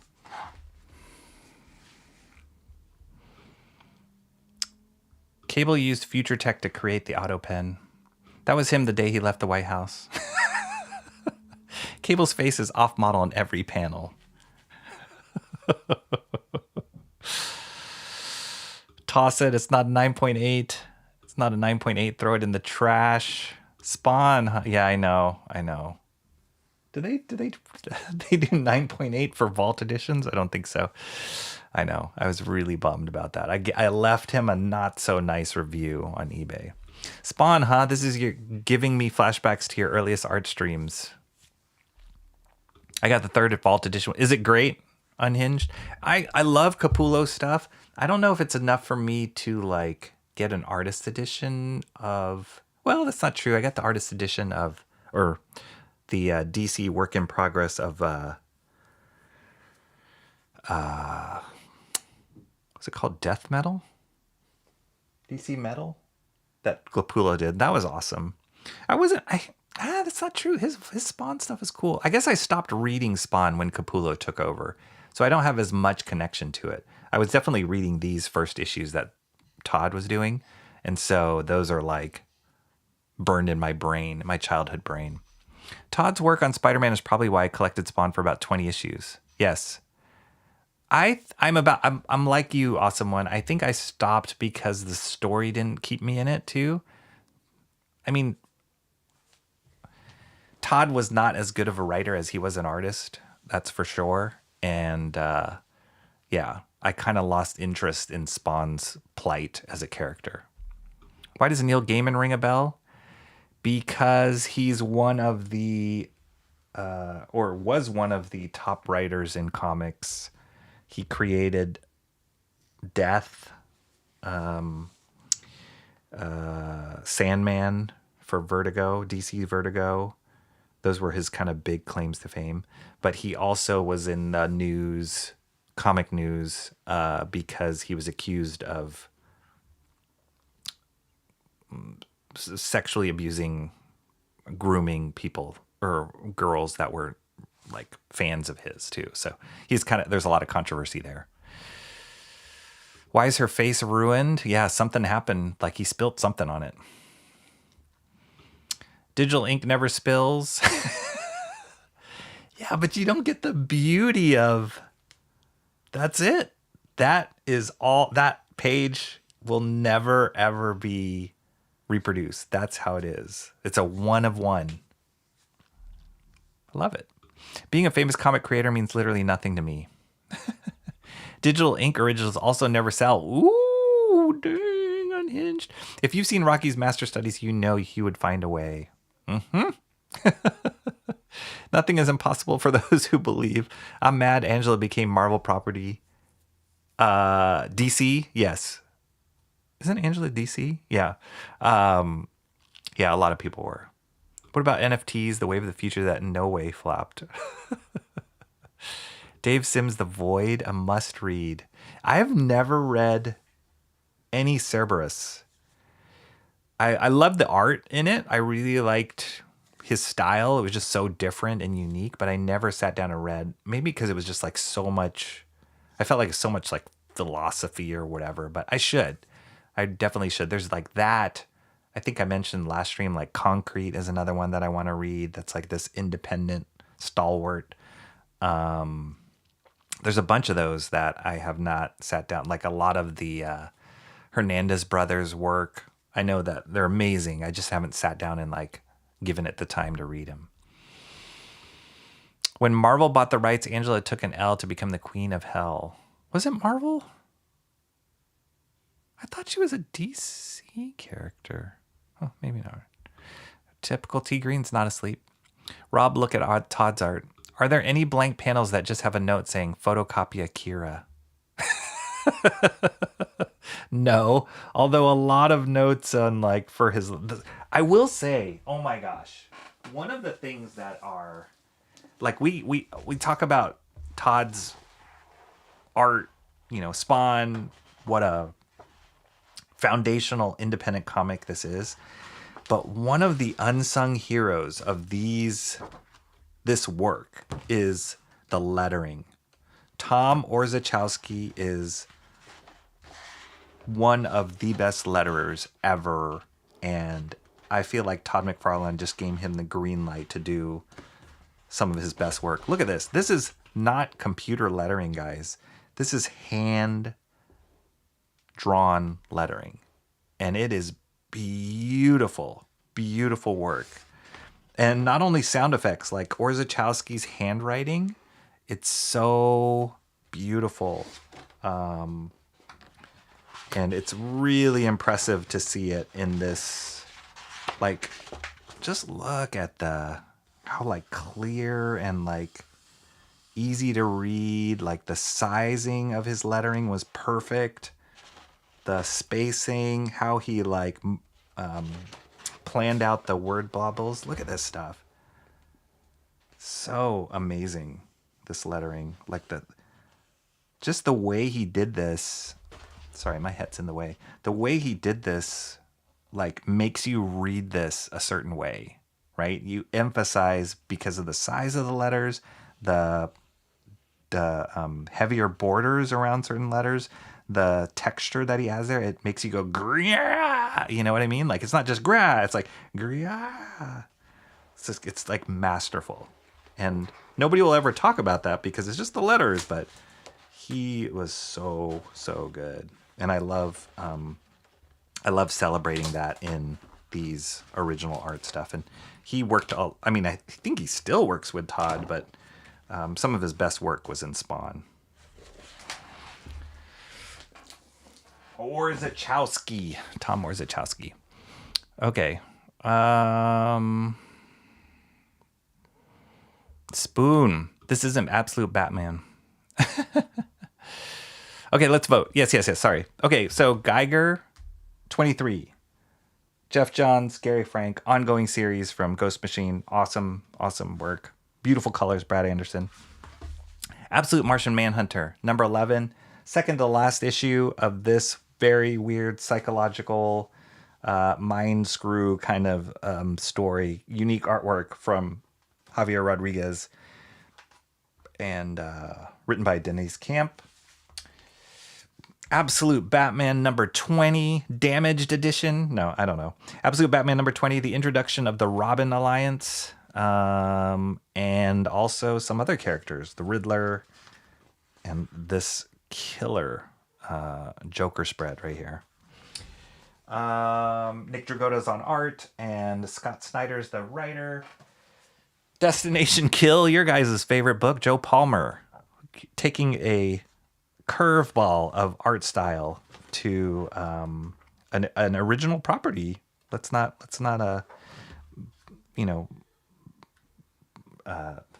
not bypass, but let's not like overlook the fact that it's an original story. So hopefully it's a good one. And then here my cat. Megalith, the Olympus Saga number 1, Louis LaRosa on art, Matt Kint on writing, produced by Bad Idea Books. A kaiju story, as far as I know. I'm sure there's more to it, but it's a big kaiju story. Cool scale and hyper rendering here. This guy looks like the dude who, that actor in, not Jason Bourne. What's the name of that actor? You guys know that actor. He's like a huge giant of a guy. That looks like him. And then finally, the Spawn Vault Edition number 2. This one will be in the vote just because it's so awesome. So awesome. Celebrate the art of the 90s, 2000, what made Image Comics amazing. And shout out to Tom Orzechowski, one of the best letterers to ever do it. Okay, let's go to the poll. Yes, I hear my cats. Okay, let's go to the poll. Here we go. I need to give you guys the link. Copy the link. Paste it in the chat.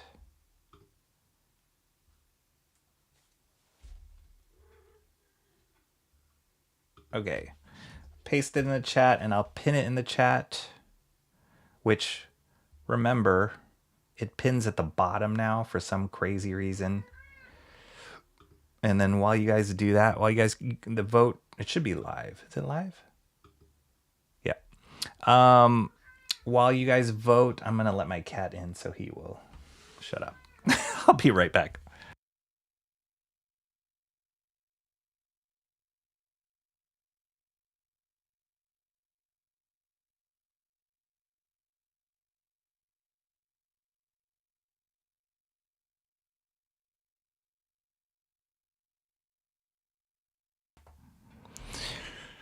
All right, he's in here. Don't complain.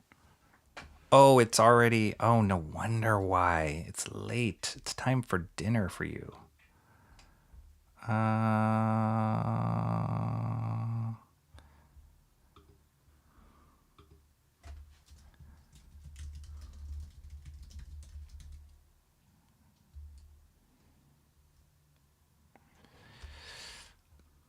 going to put some voting music while you guys do this.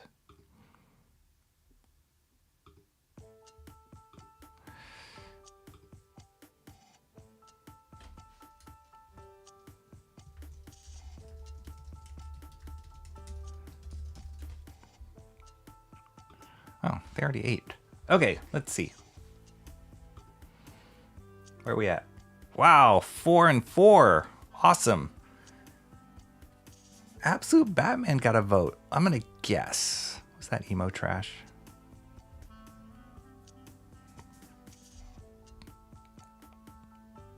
I'm guessing that double pager sold her. I could be wrong.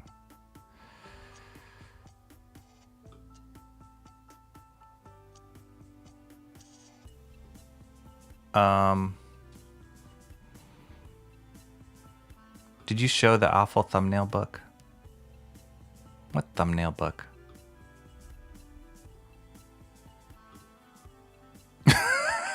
Cranberry. Feels like only a few minutes due to all the awesome comic choices. Oh, gosh. I only vote to cause impasses now. Michelle's excited about the vote. Why are we skipping the free comic book day stuff? Because nobody's going to vote for it. Cranberry. I'm realistic. Okay, guys. Is it a tie? 4-4 tie? Goodness gracious. Time flies when you're in a coma. What? I saw it jump. 5 votes. 4. Hey, this is a lot of votes. 10 votes. 11 votes, guys. Awesome. The third vault is cool. I have Todd's Spider-Man artist. Yes, I have that one too. Yeah, the Todd's Spider-Man is amazing. And that one's printed even bigger than the Spawn artist edition because he was drawing those at a bigger size, which is insane because he wanted to add more detail. But that one's awesome. My only issue with the Spawn artist edition is that they're not the complete issues. And granted, he doesn't own the original pages for those. He doesn't own all the original pages for those. So it just tied up again. What the heck? So yeah, so there's only like select pages of certain issues in that one. I wish I could see like the full issues of his Spider-Mans. And I think he sold some of those pages too. Everyone stopped at 20, didn't they? 20. Everyone stopped at 20. Sandman creator is Neil Gaiman. Capullo did a better Spawn than Todd. I mean, his later... I saw him, like, he really developed on Spawn as an artist, which is cool. All right, I'm going to stop. This music's making me confused. Not confused, but distracted. Gaiman got around. Not a hairstylist. Oh, Angela's Marvel. Okay. Gaiman also created American Gods. I've not read that. Is that good? Angela's Marvel, everybody says. Thank you. Thanks for the info. Our waitress was super pregnant tonight. Okay. Wildstorm Studio became... That's why I was thinking it was DC. That's why I get confused. Yeah, you guys are right. Marvel. Did she tell her... Angela's with Marvel. Okay. Got it. Geiger is with 6. Did Gaiman write not comic books? He did. Yeah, he wrote novels. He did. I couldn't tell you offhand what they are, but he has. Rocky, you don't remember the super woke Angela Queen of Hell book Marvel did with unsolicited opinions on Israel? No, I don't think I read that. After she left, after this original run or original introduction in Spawn, I really didn't follow Angela at all. Outside of Spawn, I didn't think she was that great of a character. Gaiman did write Coraline. Wow, that's good. Very well remembered. Typical T Green. He did write Coraline. Literature Devil did a woke girl boss video and said Coraline was decent. I think the name is jumping out of me because I have a Norse myth book. I think he did that as well. Yes. Gaiman does a great job of weaving in mythology and making it modern in his writing. At least I believe. I think so. The stuff I've read from him, he did that a lot in Sandman.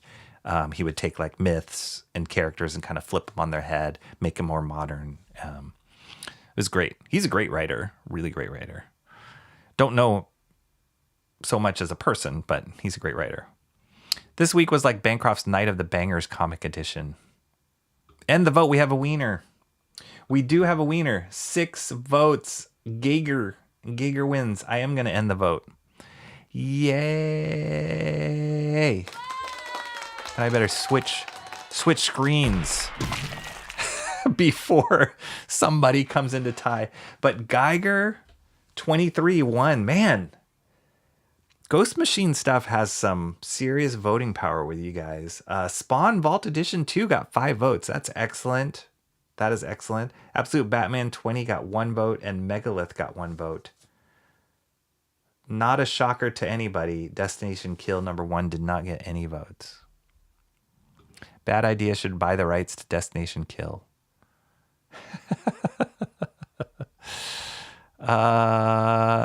The Don't Look Into Our Fraud Robin Alliance. Reacher, thank you, awesome one. That is the actor that I was thinking of. Vault Edition. Oh, St. George, he's still babbling. Mr. Monkey Boy 1969. You know me. Come on. No, not Jason Statham.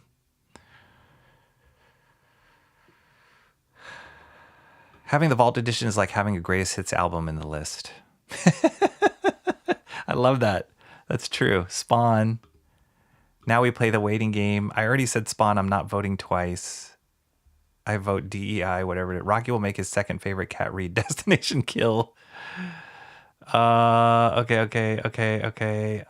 Hit the like. Thank you. Is there... Okay. We've got a tie. Shut it down. Wow. What happened? I think my comments all like delayed came in. Double page spread I thought was gorgeous. Vault Edition is disqualified. When do you start counting the mail-in votes? I was going to vote for it. You were going to vote for the free comic book days? We need one more vote for Geiger. Let's secure the tie. We are at... Actually, the vote did change, but we're still at Geiger winning. Just to give you guys a peek. 7 votes. Oh, Spawn switched up on us. What the... What in the... How many phantom accounts are out there? We have a total of 15 votes. That's a lot of people. How many phantom accounts out there? Tied it up just for you, Mr. Monkey Boy. There are 2 ties in this poll. Spawn 20. There. We need another vote for Spawn. We got it. Got it. Yes. Yes. Gaiman's well known for his non-comic book stuff, like Salmon's art, not in the story. Check the vote. Youngblood was in this poll. Rob would have won.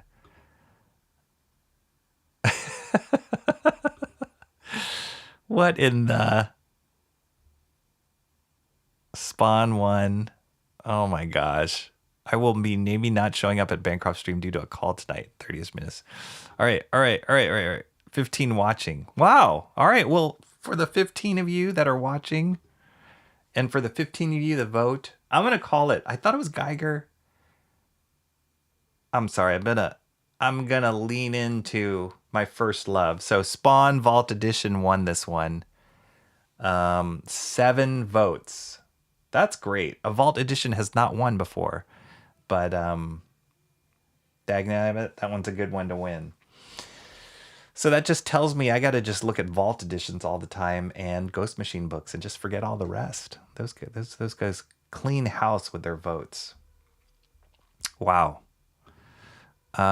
Seems someone else has the same idea to tie the vote at the last second. Mark's music obsession.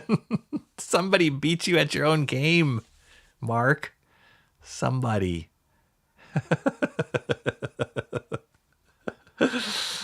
All right. Spawn Vault Edition. We'll give that one Spawn Vault Edition. It's Spawn. It's original Ton. It should win. There you go. I cannot argue with that. Gotta agree. Todd's one of the goats, man. He's one of the best. And so always looking at his old stuff, his original stuff is really inspiring and it's great. Forget Absolute. Good idea. You're telling me, Art and Times J. Ryan, that would get expensive. I'm running out of shelf space for my art editions. I got another one coming. I know I got another one coming already that I backed almost a year ago. That one's gonna be great. Just wait for that one to come out. But yeah, it's kind of a sickness. Still don't have to change the thumbnail. Typically, I think I do, because basically the thumbnail is the book that nobody liked. So I think I gotta change it. Typical T Green. I think I gotta change it. All right, guys. Thank you so much. Bancroft, are you streaming tonight? Is anybody streaming tonight? Bancroft, Jay Ryan, are you guys streaming? Because I can we can kick the viewers to your stream. Whoops. Okay, Bancroft sent the link. Awesome. He just posted the link in the chat, and I will edit the video. I can do this. I know I can do this. Show more. Search for brand. Oh, wait. I can do this. Redirect? Yes.